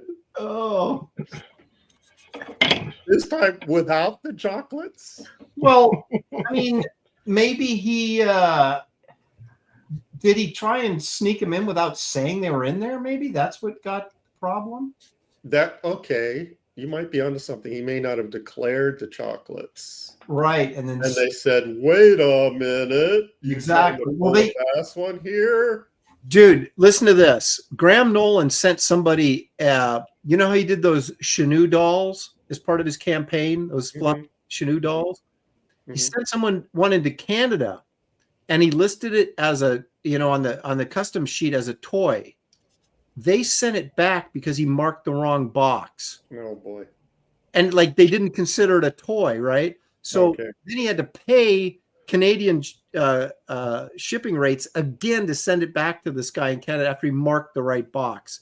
So it's very possible that your puppet guy made multiple mistakes, whether or not they were on purpose, who knows, that really caused this for you not to get your chocolate. Yeah, so I'm leaning toward it's the swine Hungarian custom agents. Maybe he put on the box like chocolate and cocaine or something like that. Yeah. Misspelled chocolates. No, yeah. Cocaine, okay. Chocolate, sorry, buddy. You're not getting those. Oh my goodness.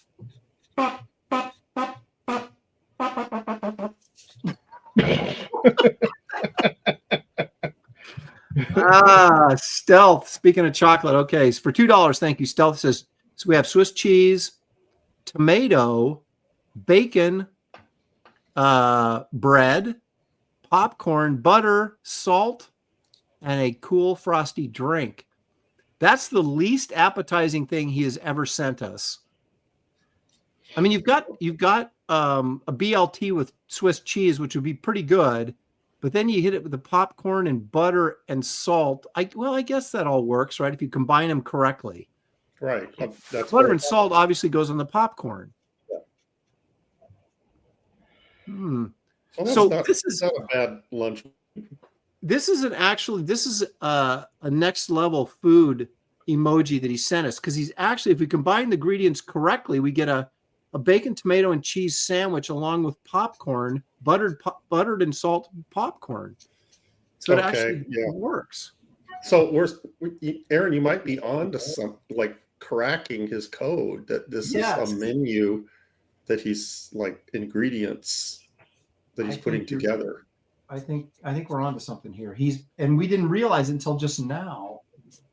We're gonna have to start combining the elements that he sends us and assemble a bomb to make something. Yeah, to get a meal out of it. Right. Yeah. How many? How much money, Stealth, have you sent for us to finally crack your code? I thought they were just random food items, but no. No, there's a pattern. Yes. It's a gourmet meal. Yes. I guess if you just list a bunch of ingredients and we think you're just eating the ingredients but not combining them, that could be confusing. I think those are the combined components that made COVID. He's truly cracked the code. Yeah, but it was assembled by lab monkeys. Yeah, that's right. After they had sex with him.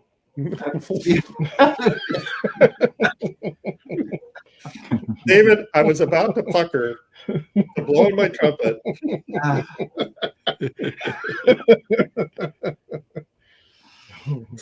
Hold on a second. I have to gather myself. Sex with the monkeys.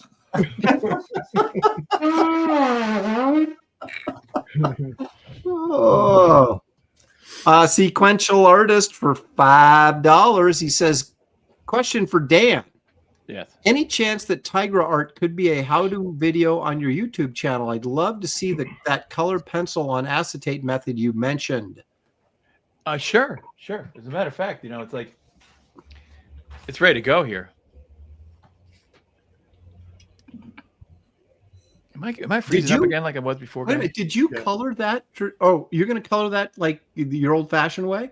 That's right. I'm going to put this guys see this frosted. It's like a Mylar, but not really. It's a frosted acetate. You put it right. This is why I used to do things when I did all those cards and stuff. Mm-hmm. You put it right over it, and as you can see right through it. Then I can color right on top of it. So actually, the person who ordered this piece of artwork is going to get 2 pieces of art. They're going to get colored and a drawing too, because I'll just use that. I'll send them both. Very nice. Double deal. So it should turn hopefully it's going to be interesting because I haven't used that technique in a long time. Yeah, that was your go-to when you're doing like the Savage sword covers and things like that. That's right. Yeah. The interesting thing is or the thing that's kind of tough about it though is it has to take at least a half size reduction before it starts looking good, because colored pencil just the camera picks up all the colored pencil texture and it looks terrible. Yeah, the originals look a lot better but to photograph it, it's just when you scan it, it just seems to like separate out all the texture, and it's just it's awful looking. And you're like, that looks in real life it looks better than that. Exactly. It's really frustrating because if I'm trying to sell an original art piece or something, I'm like, you got to see it in person. Like trust me, it looks way better. Yeah, it does. So you just have to shrink it down. Yeah. Occasionally, if I'm trying to or I would go and take it into Photoshop and then put some some blur on parts of it, that where that texture is at. Where, like I said, you don't see with your eye. So, but Eric is fat 49 says, "Holy, Dan's looks amazing." Oh, thank you. It's early. Don't call it yet.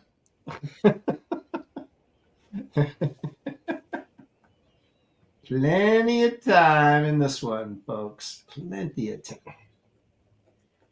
Draw them boobs there, and you got to make them. I've got. I went. That's how you can win. Email this time. I know. Get some boobs. Yeah. I got some boobs. Got some boobs. They coming. Boobs are coming. The boobs are coming. I'm not drawing them up.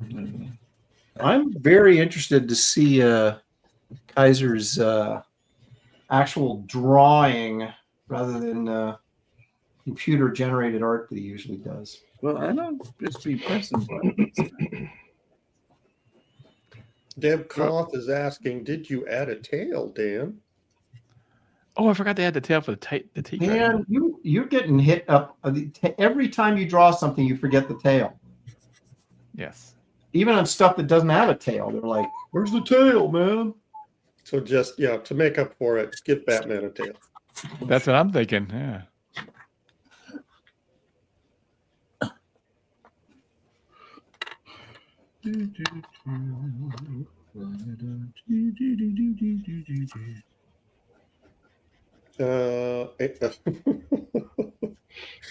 John says, John Beatty, he's returned. Walk in and hear Aaron say he has boobs. Like, I don't understand why I'm the one who's always getting. Well, that's the moment he walked in. I didn't say anything about me having them. We're gonna need. I know. I probably could use a man's ear or a bro.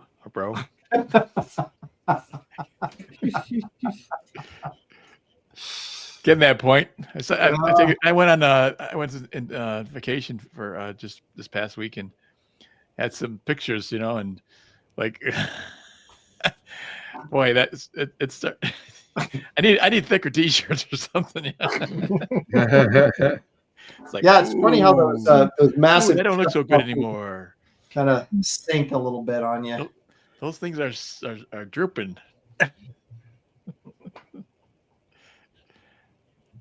Yeah, I used to look at the old guys in the gym when I was young and go, I'm never going to look like that. Now I'm like, oh, boy. Gravity wins, man. Yep. Every single time.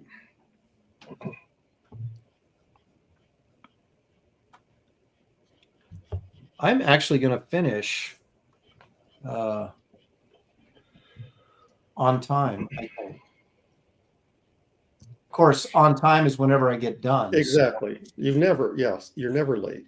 I mean, finishing it, you're finishing it on time. Matthew Muma. Hey, Graybeards, when an art block happens, what do you do to break it? I don't think I've ever crappy artwork. I've never had an art block. I get tired of drawing, but I've never had a block. David? Well, after I start crying, eventually. I just give myself a few scoops of ice cream, and I hug myself real tight and say, "You can do it." You're worthy. You look in the mirror and say, "Go get him, Tiger." That's right. Daggone it. Just take a laxative and get back to work. It's right. Well, here's the funny thing. When I worked in commercial art, the guy that was sort of my mentor, he taught a class up at Portland State University, which was close by. And he had this one girl in class, and he gave this assignment, and everybody, started drawing. And this was, of course, prior to digital stuff. And this girl just sat there, not doing anything. And he finally said, hey, what's the problem? Aren't you working on your assignment? She goes, I'm just not feeling it today. And he goes, and that's the difference between being a professional and not. And that's really the truth. You get used to doing this for a living, and you don't really get art. You lose inspiration or whatever, but there's never a time where you can't draw. It's not like writing. Yeah. Where you come up with ideas and you just can't think of anything. Shoot, all I have to do is look at an artist that I admire, and I'm like, oh yeah, I'm going to try that. Yeah, Gary keeps sending me emails all the time. Aaron, send me more work so I can get some inspiration. I'll do what I can for him. But no, I've had times where I couldn't, you can't get a face right in a panel, and you just keep erasing it and redrawing it. You're just like, I cannot get this freaking thing. And then I just go to something else. Or sometimes I'll erase the entire face. Instead of trying to work the face, I just erase it and start over and change the angle or something because I can't get it. But that's about as close to getting a block. Yeah, it's like you forget how something looks. You forget how to draw something. But, I mean, that's easy to fix. You just, look at some reference. Well, yeah, and that's the thing too. Every once in a while, you cave in and go, all right, I'm going to the internet. I'm going to pull up a face in this position so I can get it right. Sometimes you're just fighting also the expectation and the thing that you have in your head. Yes. Just not drawing it right, and you just get to the point to where you just say F it, and just let it go. Sometimes you just gotta let it go. Sometimes you let it go. Yeah, that's the trick, man, is to get what's in your head onto the paper. And right. Sometimes it doesn't work that well. Yeah. So what David is saying is just to change your mind and say, okay, I'm not going to do this. I'm going to do something else. Mm-hmm. It doesn't go in that direction, the direction that you back in the day, I used to have that. Like, so I used to cry when I was a kid. I would cry. And I was just like, you know what? I'm just gonna deal with it, and I'll make it into something else. Kind of like Bob Ross. I was like, happy mistakes. I just make some happy mistakes. My mom. What you do is you find your favorite artist, then get out your light box and solve the problem. Didn't it say like great artists trace or steal or whatever? That what was that? The good artists. What was that? Good artists copy, a great artist steal. I don't know, something like that. Mm-hmm. Yeah. Wally Wood claimed to have said that first, but I don't think he did. Well, it's funny though. If you go back far enough, you'll find you'll see stuff and go, "Wow, that's obviously an inspiration for Neil." Neil Adams used this guy for inspiration, or somebody. We were looking at European guys last night on the professionals, and we saw this one guy, and we were like, "Holy crap! Howard Chaykin must really like this guy." Right. That's all these little things that Chaykin does was in this guy's work, and you're like, So, even for Zeta or something, you look and go, wow, that's so unique. But then you look at his influences, and it's like, oh, he really did have these influences. The name of the comic book artist that Jim Lee and Arthur Adams was a huge fan of. Golden. Michael Golden. I mean, you look at some of Arthur Adams' early work; it looks very much like Michael Golden and Jim Lee. I mean, they were majorly inspired by this guy, but they evolved into themselves. Great. Well, that's what I always recommend, guys. Is that people when they're starting out, copy an artist. Really learn their style, and really don't be afraid of that, because your style will eventually come out of your. You combine several things, because you think of was it? Sienkiewicz, he was obviously looking at Neil Adams, and he was a Neil Adams clone initially, and then his own style came out of that, or Mobius, he was looking at Hergé and Winsor McKay, and all of a sudden comes out this crazy stuff eventually, but he mastered that stuff first. When you look at the so it's sort of, to me, it's just like master and apprentice. You start off studying a master, and then your own style naturally starts to emerge. Look at David what's his name? Dale Keown, his early Hulk work. Yeah, it's right and stuff.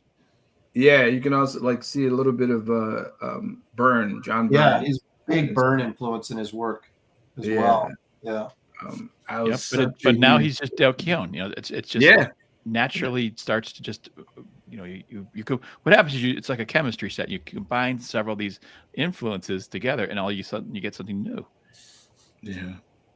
John says Aaron was inspired by Golden for a week, and then he gave up.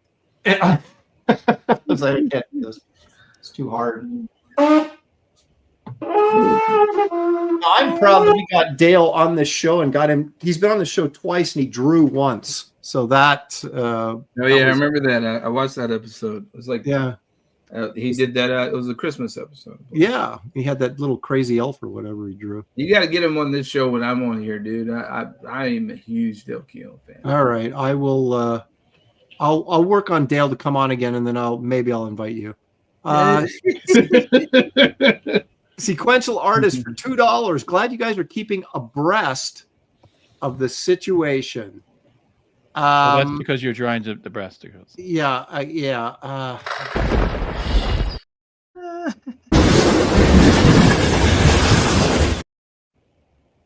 What else do I got? I can't take this. We'll just do this. Okay, so there we go. I mean, the only thing I can say about sequential artists is he at least he pays us to read his bad jokes. I think you might have to compile a Boo library just to accommodate his jokes. I know. I can't keep using SpongeBob. I got to have some new material there for when I'm getting that many bad jokes. Have you had Arthur Adams on your show? I don't think. Yeah, not No? yet. David reached out to him though. So.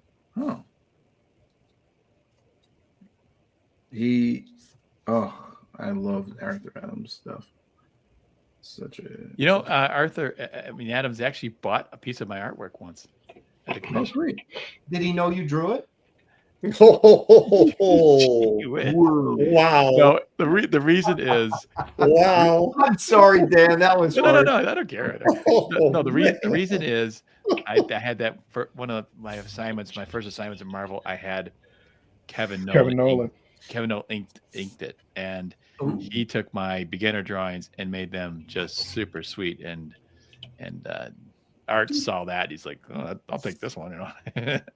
Hey, do you have scans of any of that stuff? Yeah, he showed them on the show one time. I want to see that. You showed it on the show one time. I can't remember. Really? Yeah. I might have been busy with other hosting duties, and I can't remember. It's a difficult job I have. No, it's just that you're old. Well, there's that too. See, combination of that. Matthew Muma was asking for an update on Kelly Jones coming on the show. Yeah. Well, Kelly will ever get back to me. David is especially putting out huge effort to get people on the show, and it always ends the same. Maybe in a few weeks. Yeah. Dan's right now. been frozen. Dan, can you hear? You've been frozen for a while. Or you've just stopped drawing. I don't know why he's doing that. Yeah, there you go. Dan. Did you try? How about Jerome? Did you try to get him? Jerome came over. I don't think who? Jerome Moore. He would never do. There's only one Jerome. He's been in the chat before. He has rejected the idea of coming on camera. He's very camera shy, shall we say? Anyway. Doesn't need to be on camera. Yeah, just come on as an avatar. That's what that's how you start out. I mean, I was pretty shy about that until you just kind of get through it. Snuffleupagus. He should be on. Hey everybody, what's going on? I'm Jerome.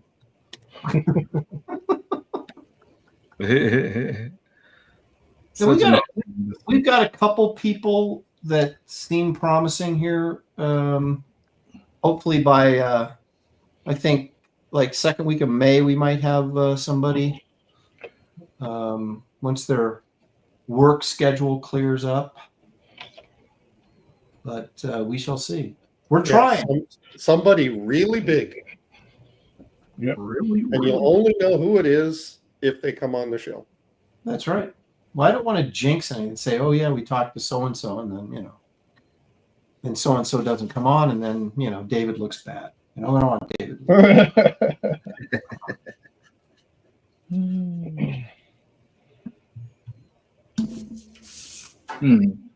Yeah, Chad, I'm not referring to girth. I'm talking about reputation.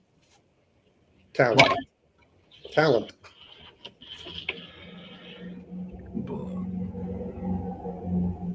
What's the guy that used to do Spawn? And then he went over to Batman. Capullo? Huh? Capullo? Yeah, Capullo. He would not come on here. Judge Jay Dredd, where have you been? We've had Larry Stroman on the show. Yeah, we had Stroman. Stroman's been on twice, I think, hasn't he? Or at least once. Yeah, a couple of times. Twice. Andrew Robinson came on once. How about Jeff Johnson? Jeff would come on out here. I can ask him. I haven't talked to Jeff in ages. I love it.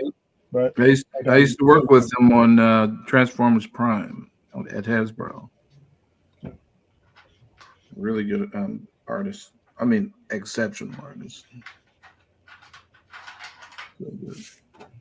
Last I talked to Jeff, he had just moved to he's in Ashland, Oregon.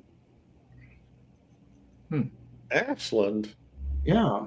What's in Ashland? It's very trendy. Is it? Yeah. Yeah, but trendy, like Oregon trendy. So that's. Yeah, exactly. Crazy.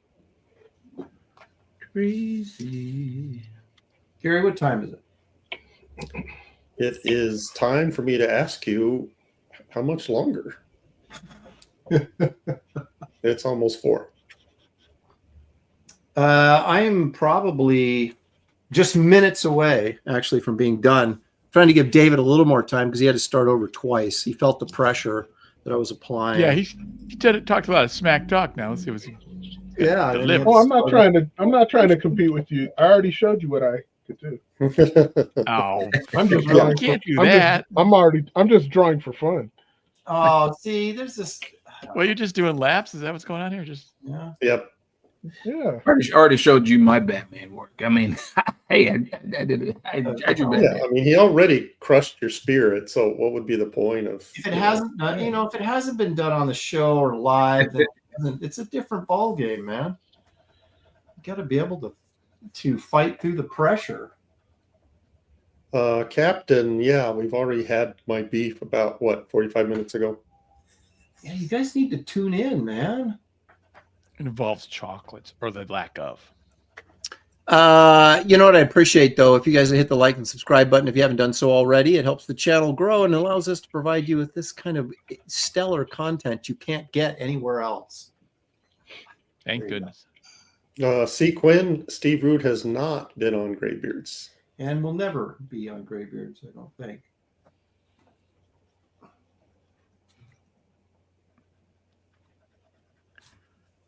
He's very, very mad at David. No, Gary. Who's he mad at? Everybody.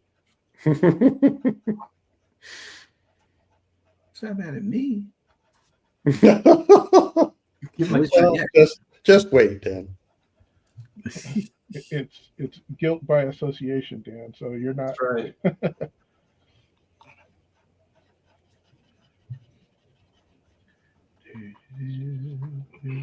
Man, we were looking at, like I said, on Professionals last night. We were looking at some of these European artists. Judas Priest, man, some of those guys are good. Yeah, but they were like, correct me if I'm wrong, illustrators that were just did some comics. Well, I think there's some truth in that. At least they approach it like illustration. I was looking at a guy who did was doing some Walt Disney stuff. Oh my gosh, it was just like Mickey Mouse and Goofy never looked so good. What the heck was that dude's name? Oh, here it is. Let me bring this up. This is the book cover. This is what's this guy's name? Got it. Calabone is his last name. But check this out. I'm gonna if you guys didn't see Bros last night, look at this. Look at that. Woo! Cool. Oh, brother. I mean, look at how just the energy in the characters that you just don't see. And look at those backgrounds, man. Yeah. All that steampunk stuff on the side. Mm-hmm. That's pretty awesome. Yeah, he's got there's a French version of this. What's this guy's name? Oh, it's You just said Calaboni. Upper right hand corner. Like Calaboni? Let me look it up real quick here. Upper right hand corner, it has his name. Does it? Oh wait. Okay. Let's see. Oh yeah. Camboni, that's it. Oh, okay. I'm gonna check them out. Oh yeah, Camboni. Yeah, it's like Silva Camboni, I think is what it is. That looks awesome. Yeah, the insides too. It's all like it's a graphic novel or it's like comic books. This is like a European graphic album, right? So it's like a hardcover or whatever, but it's all panel art on the inside, and it's just incredible. Oh, the inside is like this. Yes. Wow. It's just nuts. It's like I'm not a big Mickey Mouse fan, but I would buy this book. Yeah, there it is. Rand I'm buying it as soon as I get off of this box. Silvio. So there's like Amazon. the American version, and then there's like the French version. I only assume that the French version, the printing is better. Yeah. Yeah. John Beatty says, "How does Aaron survive without his senior care person?" Yeah. Well, John survived this. Aaron has had enough. I've had enough of your tomfoolery and hijinks. If you're going to insult me, at least have the dignity to come on the show and do it, or the decency to come on the show and do it. Yeah. And David, you know that Oscar Martin dude, right? That does those,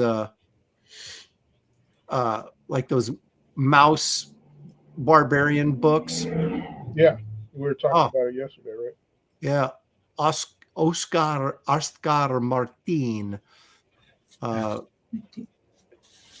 But see, I got accused of like liking furry stuff for liking that, so that it made me nervous. That's okay. Like, when did funny animals turn into some weird? I don't know, but it's really disturbing, quite frankly. It's when the Generation Y started getting kind of silly with it. Generation who? Generation Y? Or whatever Aaron, the newest generation is. Aaron, could you let Dan back in? Oh, did I kick Dan? Oh, you kicked him. Sorry about that, Dan. Nobody even noticed I was gone. Gary did. No, I accidentally kicked myself. I accidentally closed the window. Oh, okay. So, it's not your fault.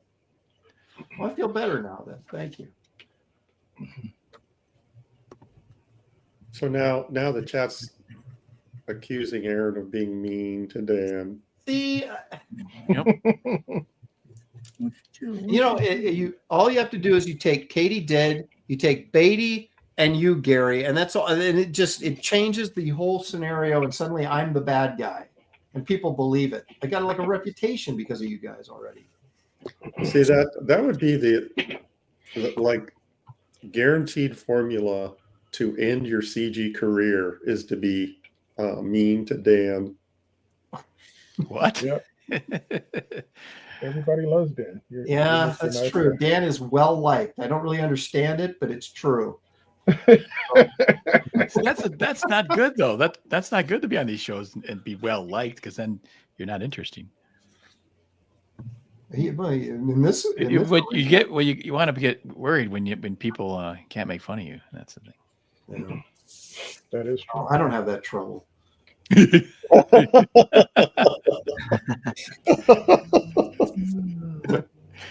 got it made. You're totally in. People feel very comfortable making fun of me. Your reputation is secure.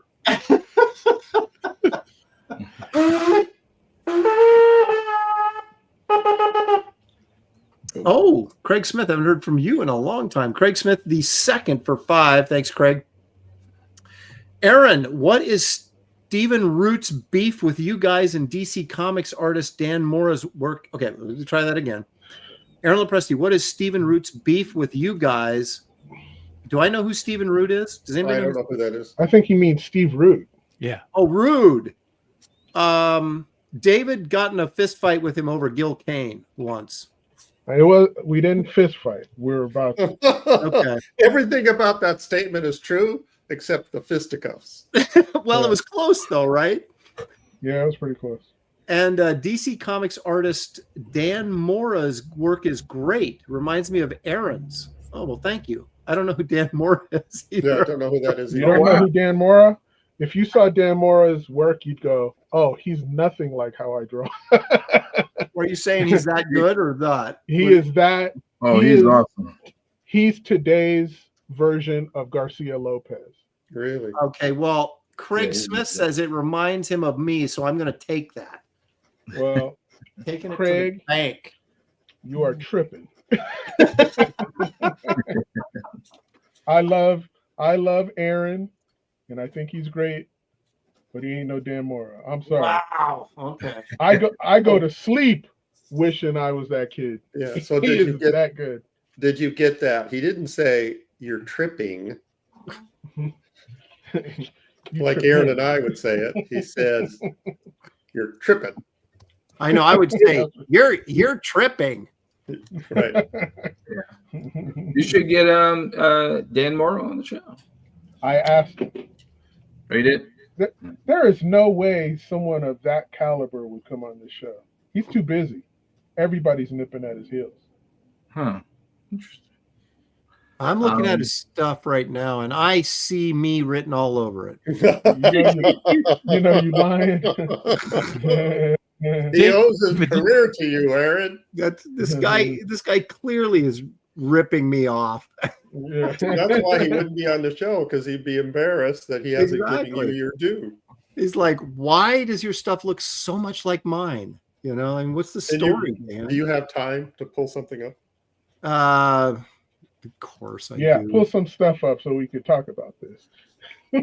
He's pretty damn good. I'm pretty much done, so this is not affecting me at all. Okay. So to add to your plate, we'll do this first. Sequential artist for $5. Thank you, sir. It says today's episode reminds me of a Batman story where Batman had forgotten how to throw a batarang, but then it came back to him. Yes. Oh my boy. gosh. Oh. I think. Well, actually, gold. It's all gold. I think that's your best one. Yeah. Well, that's still not saying much. I know.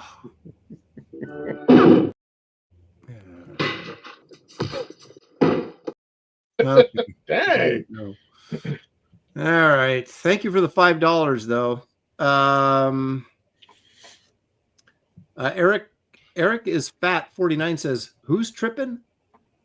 But he said it right. He said, like, not tripping, but tripping. Yep. Look at Creative Faye. Says Aaron's better than Dan Moore, in my opinion. Thank you, Creative Faye. Appreciate it. All right, let's take a look at this Dan Mora fellow. There's a piece by Dan Mora right Another there. Dan. Yeah. Oh, Aaron, you better not show anymore. Yeah. Do not. Wow. Okay. All right. No, hey, that's fine. Everybody's entitled to their opinion. Yeah. And I just happen to agree with Craig Smith's opinion that just saying. Aaron, for the sake of your career, stop showing that. Gary, take it down. Gary, I don't know how to break it to you, but my career is over. That's why you're on Graybeards. We all know that. That's why I'm doing this right now. That's why we're all on Graybeards. Hey, wait a minute. Yeah, you just realizing that? Wait a minute. What did Coran say? This is my last show, guys. Looks like this. Kizer, you're just sorry to Yeah. You didn't know that? hard reality. I thought my career was just beginning. Well, At least you have a date of the end of your career. Was the first time you were on the show. Right. If your career wasn't over before you got on the show, it is now. yeah. That's Why Beatty still has hopes his career is going to take off again. That's right. So That's why he's on. Yeah, that's why he won't come on, because he knows he's got a few good years left in him. He doesn't want to blow it. Oh man. John Smith says my horn playing reminds him of F Troop. Yeah, well, that's a good insight. That's what I'm going for. F Troop. I loved that show when I was a kid. Yeah, me too. Me too. Mm-hmm. Wait, what show are you talking about? Yeah, you weren't even a twinkle, I don't think. In the yeah. What show? F Troop. Oh no, I wasn't. I didn't really care for it. I've seen it before. Have you really? Yeah, on TV Land. Is it? Oh TV? yeah. Okay. Yeah. Well, there's something to be said for, when those shows were originally aired and you're living in that time, you can't compare it to what's being done today. Well, that was like McHale's Navy too. Was like around. Yeah. You watch McHale's Navy now; it's not that funny. No. But back then, it was great. I never understood why people watched MASH. It was like that MASH is incredibly boring. I didn't like it when I was a kid, but I appreciate it later, which is weird. Yeah. Well, they were always trying to do like, sort of meaningful and heavy topics on that show, and so you had to kind of there was jokes in there, but it was always mixed in with some sort of social commentary. And I've heard some Korean War veterans not like the show at all because of the flippancy of it. I can see that. Yeah. Mm-hmm. Well, of course, based on the Robert Altman film of the same name, MASH. Because I'm sure I've only seen parts of the movie, but it had to have been an anti-war film because it came out during Vietnam. Yeah. And so I'm sure they were. That was Art of Roy is filtering his comment. He says MASH was a hippie boomer crap. Art of Roy doesn't like anything.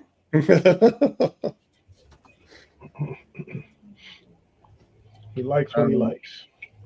They had some pretty. Sketch 51 says Disney owns MASH, so Klinger is now a Disney princess. They were ahead of his time. They had some pretty catchy theme songs back in those days. They did. TV theme songs were good back then. Yeah. The taxi theme song. Well, taxi. That theme song back in the 70s. That was awesome. Yeah. Greatest American Hero. Come on. Oh yeah. Rockford Files. Oh, Rockford Files is great.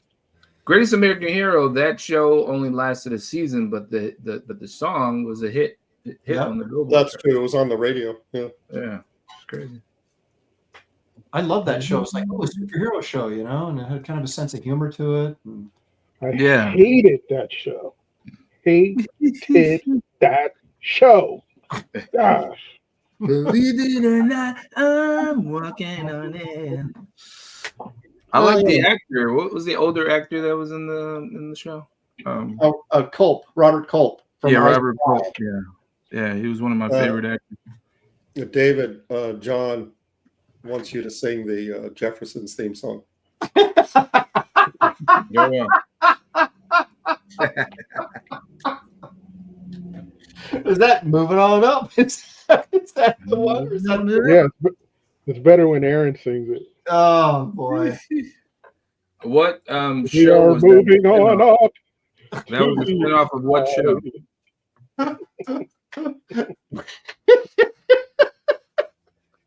We are moving on up, folks. That was John, you're cracking Aaron up with your racist comment. Hey, that was a spinoff of what show back in the day? Maude. No, All in the Family. All in the Family, yeah. All in the Family, that's right. Well, Maude was a spinoff. Maude was of All in too, the Family right? too. Yeah, Maude was as well, yeah. Mm-hmm. And then there's Maude. Yeah, there's only 2 reasons to watch Maude. To go to sleep? And Adrienne Barbeau. Yeah. Oh, yeah, that's right. Young Adrienne Barbeau, yeah. She became a staple in John Carpenter films. Someone posted a picture of her very voluptuous today, and they said, what movie do you think of when you see this picture? And I typed The Tommy Knockers. She wasn't in it. I know. I know she wasn't. Oh my gosh. She was in Swamp Thing, the first Swamp Thing movie. Oh, Yeah. yeah. Yeah. And she was in a ton of Carpenter films. I saw that thing 3 times because of her. I was like, I hated that movie, but I watched it 3 times. Yeah. Oh, David, John is a big fan of Red Fox. oh yeah, Sanford and Son was the funniest show ever. Oh my gosh, that's so funny. Did you see the one where he told Esther? He said, we could put your face in dough and make some gorilla cookies. I was like, oh my god!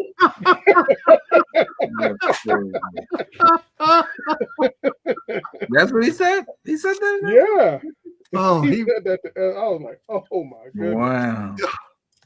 Who was that? Oh, you're talking about that old lady that was always on the show that he was. It's Aunt Esther. Aunt Esther. Esther. Okay, if you look her up, she was a dancer, like in the Cotton Club, that kind of thing. In her early days, she was gorgeous. Well, good old. I don't know what kind of hard life she led. Well, to get her to, But if you ever heard her stand up, it would like blow the skin off your face. It was so raw. You can't name a male comedian who's more foul than her. Yeah. Well, Red Fox. No, she was worse. She was worse. I can't even repeat some of the stuff that she said. Oh. But Andrew Dice Clay. No, can't come close. Really? All right. See, now you're like, now I got to watch, find some stand up of hers on. The one thing I didn't watch much of Sanford and Son, but I remember one episode sticks out. I don't know if you remember the one where they had the marijuana plant and the cops came over. It was something they had like wild parsley. They called it. Somebody said it was wild parsley or something like that. Mm-hmm. So these cops they're giving salads and stuff, and they're all kind of getting high on this. Yeah, it was pretty funny. Hold on a second. Graham Nolan says, Batman family, and I don't get an invite? It's clobbering time. Wait a minute, clobbering time. Graham, you missed it. I said, we're not having you on in your wheelhouse.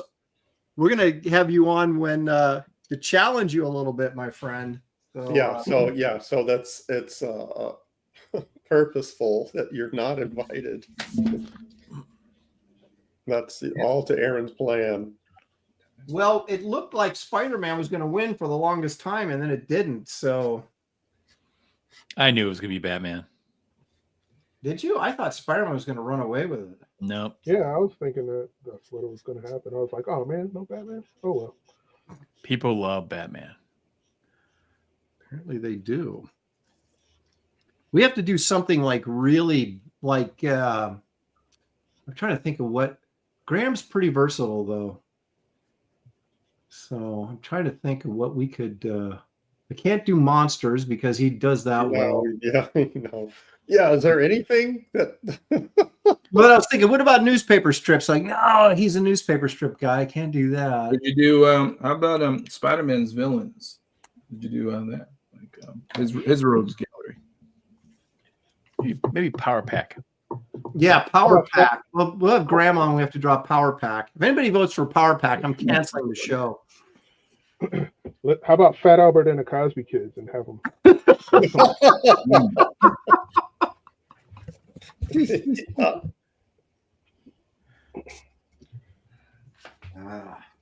See, now I gotta think of something to hook Graham up with. Something to stump Graham. Wouldn't it be great if we could have Graham and John Beatty on the same show? Oh, that just would be imagine. Awesome. Yep, that would be awesome. Yeah, John Beatty. John, would you come on the show if Graham was on?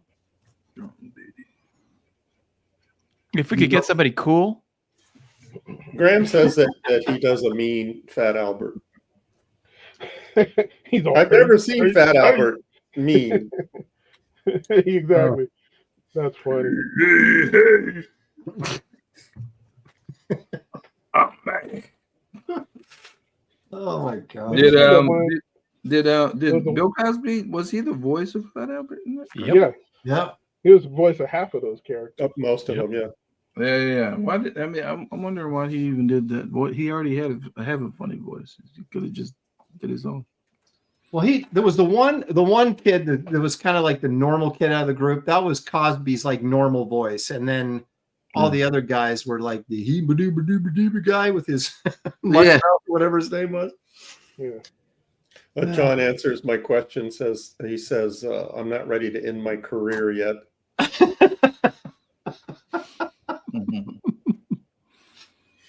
I never could figure out that one character with the winter hat over his head. Yeah.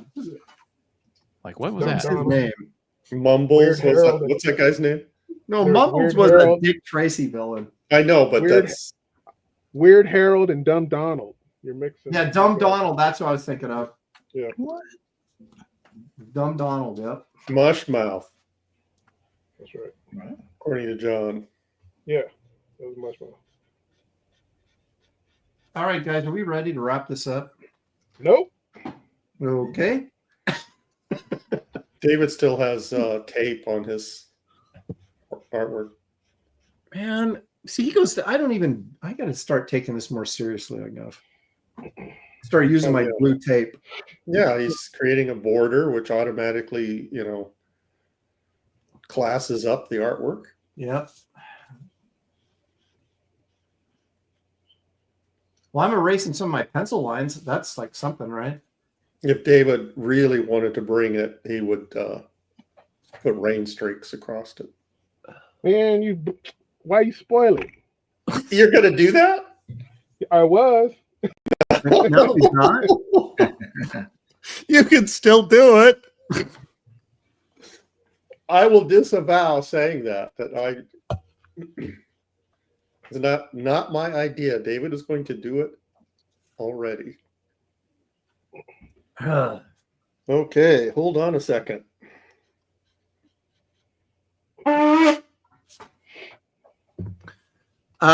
Sequential just cannot leave well enough alone for $5. Thank you, sir. Graybeard Studios should appropriate the theme song to the Golden Girls.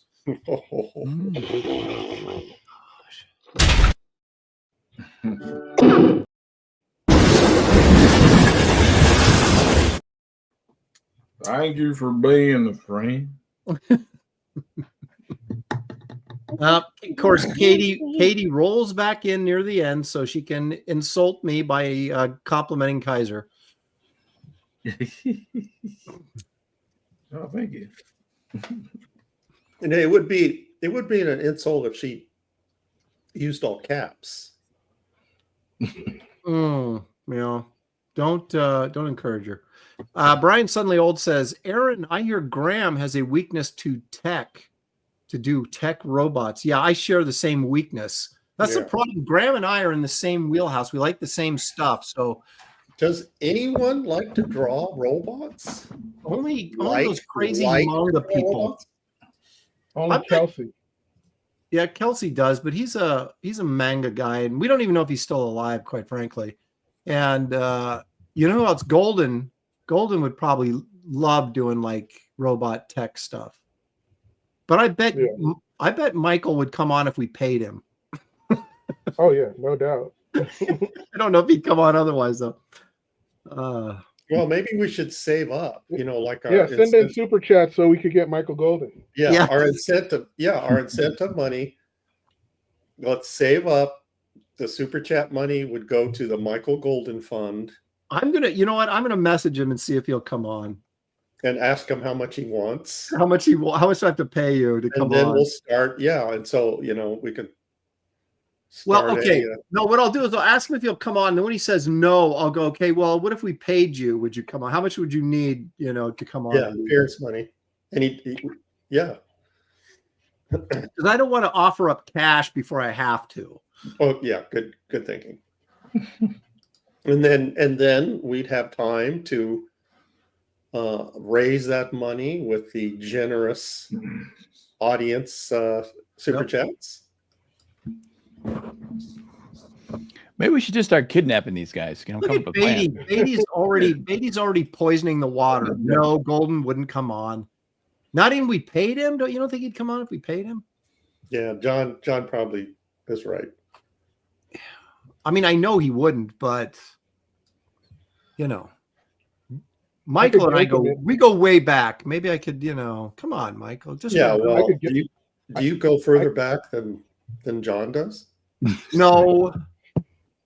I like Dan's idea. Start kidnapping them. Just throw them in the back of the van, and now they're going for it. Drug them, like put something in their drink, and then I know wheel he's them right. over.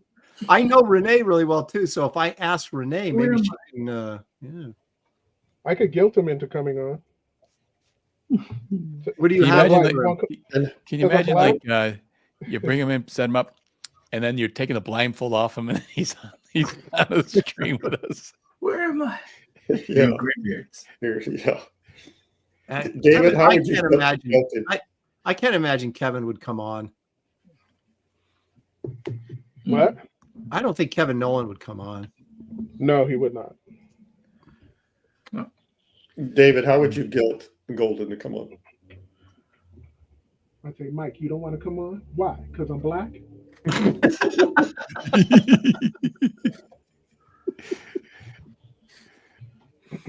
And he'd say, damn, try that. Hey, try the race card. You never know. Now, you guys out there, well, maybe you wouldn't be surprised, but we have contacted a lot of people to come on the show, and nobody wants to come on. I mean, quite frankly, because they're afraid of Katie did. And I don't blame them, because who knows what she might say. Yeah, Katie, it's your fault. Rand Arrington for 20. Thanks, man. Great show. Dan reminds me of Tim Vigil. I don't know if that's a good thing or not. Loving it. D Whams, Killer Piece Kizer, Aaron, it's adequate. Look at the. Are you?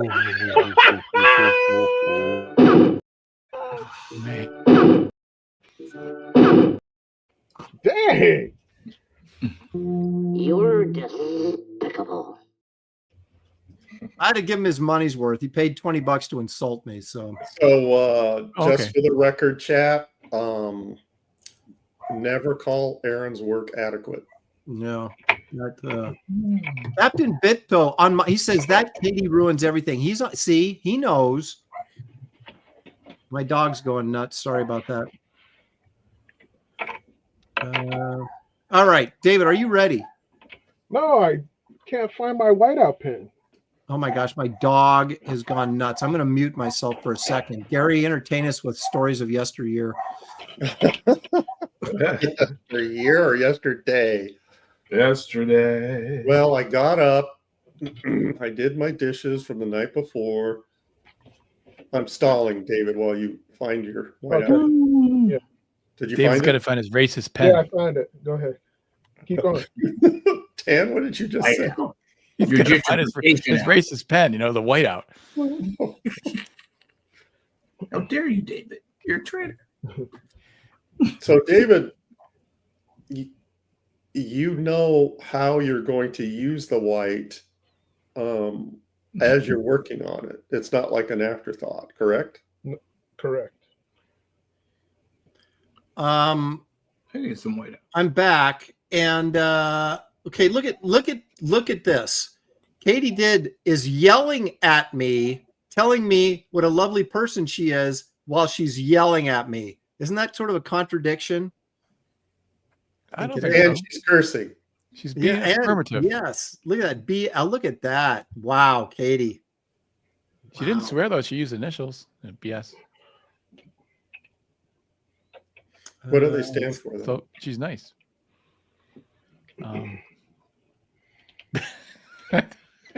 Brian Suddenly Old says, Kizer, did you work on Invincible? The Robin in the middle reminds me of that comic. I can't say. He can't say that he did, which means he did, but he can't say it. See, this is why people's careers come here to die. Maybe we should ask Katie. Maybe we should ask Katie, what does BS stand for? It Hey, means my bullshit. father's initials is BS.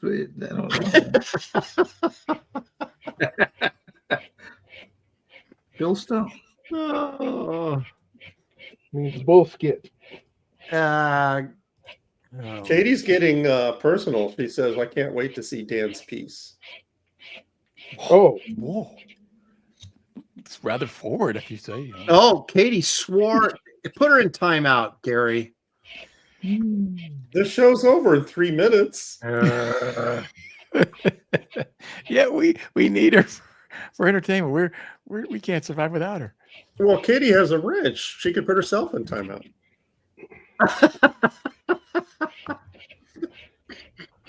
That's right.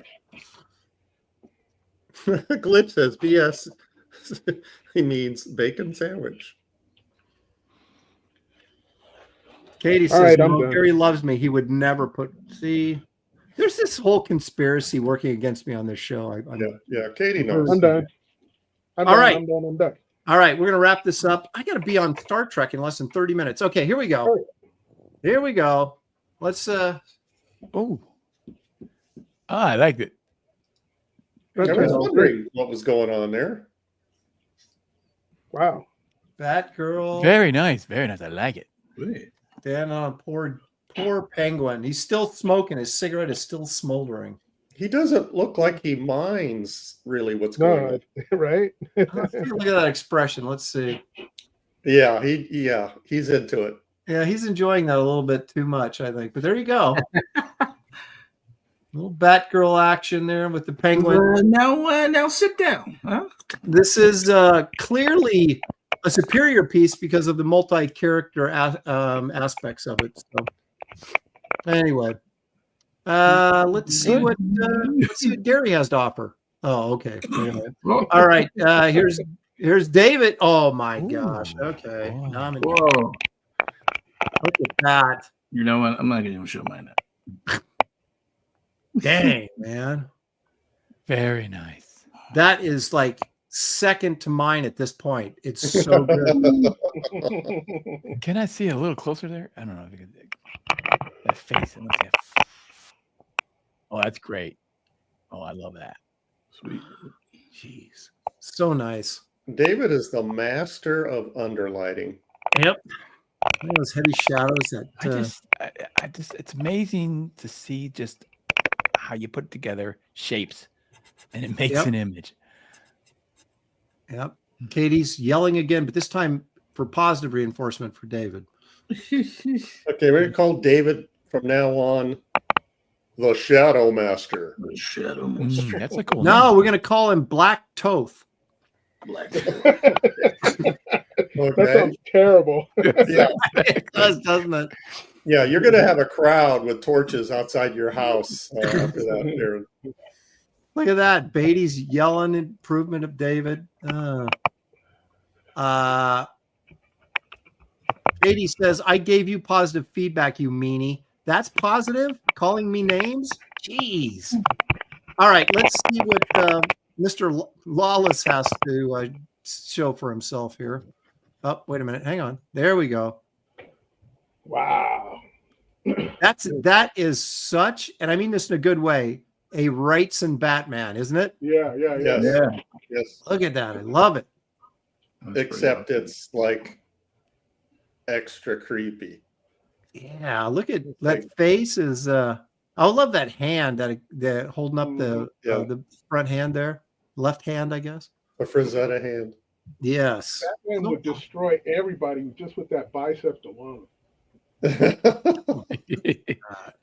Yeah, he's pretty I love beefy. his face. I love his face because it's just so much to read into it. He's finally going to give Robin his due.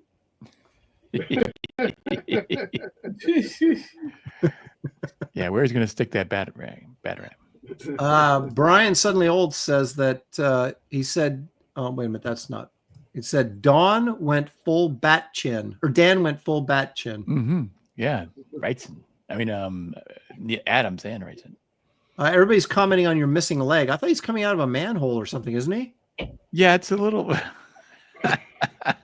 It's a little bit like not much room for a lake in there. But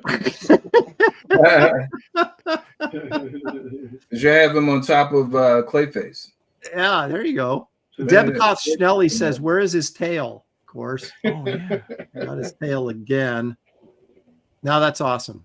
All right, let's see what Kizer has to offer us here. Yeah. Look at Magnola, like kind of look. Yeah. Look at the shadow on that. So that's what I've done with this thing, whatever that is. See, this is actually, you should put this thing up for auction because it's like, how often do you actually draw on paper? I know it'll probably go for hundreds, if not thousands. Yeah. It's, Such a rare occasion. yeah, I haven't drawn with ink in a while. Katie says, "Wow, see, Kizer, you're amazing," and she yelled it too again. Well, thank you. Yeah, it was fun. This was a good time. John Beatty says, "Okay, for a digi guy, he's good." Beatty's in. He says $3 confirmed. So, and anybody beat $3? $1 per character. Yeah. It took me a long time to draw digitally, like to accept the digital age. So I used to draw. That's all I drew was with pencil and pen, and it was scan it in and color it up. We're bringing back to your roots, man. Yeah. Do you like? How did it feel? Yeah. It feels good to do it again. I just gotta get back to it. I want to do. Isn't it tough though when you want to do that? Delete button or sort of undo button. It's not there on your piece of paper. Every once in a while, I'm like, wait a minute, there's no. Hey, wait a minute, yeah. But He's a Monster says it's almost like you're a bunch of artists. Almost like that. Almost. I think the pieces are pretty good today, man. Yeah. This is a good time. Yeah, it would be hard to call the winner, except we know it's David. Beatty says, "I saw your struggle, Kizer. I'm a big fan of your work, bro." Oh, thank you. Saw your struggle. Gary, you were saying that you thought mine was the best. Is that I didn't catch it? Yes, that's what I said. I thought so.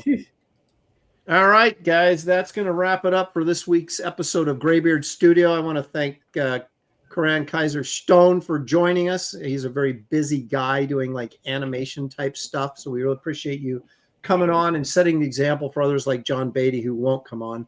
And there won't be a show next week, you guys, because I will be at my daughter's college graduation, if you can believe that. Talk about old. Please hit the like and subscribe. Please remember that we all have like projects and campaigns and books and social media, and all the links are in the description of this video. So check all that stuff out. Visit that stuff. Thank you for the super chats. Appreciate you guys joining us. We couldn't do it without you. And we will catch you next time right here on Graybeard's Studio. Good night, everybody. Corn dogs. Corn dogs. Corn dogs.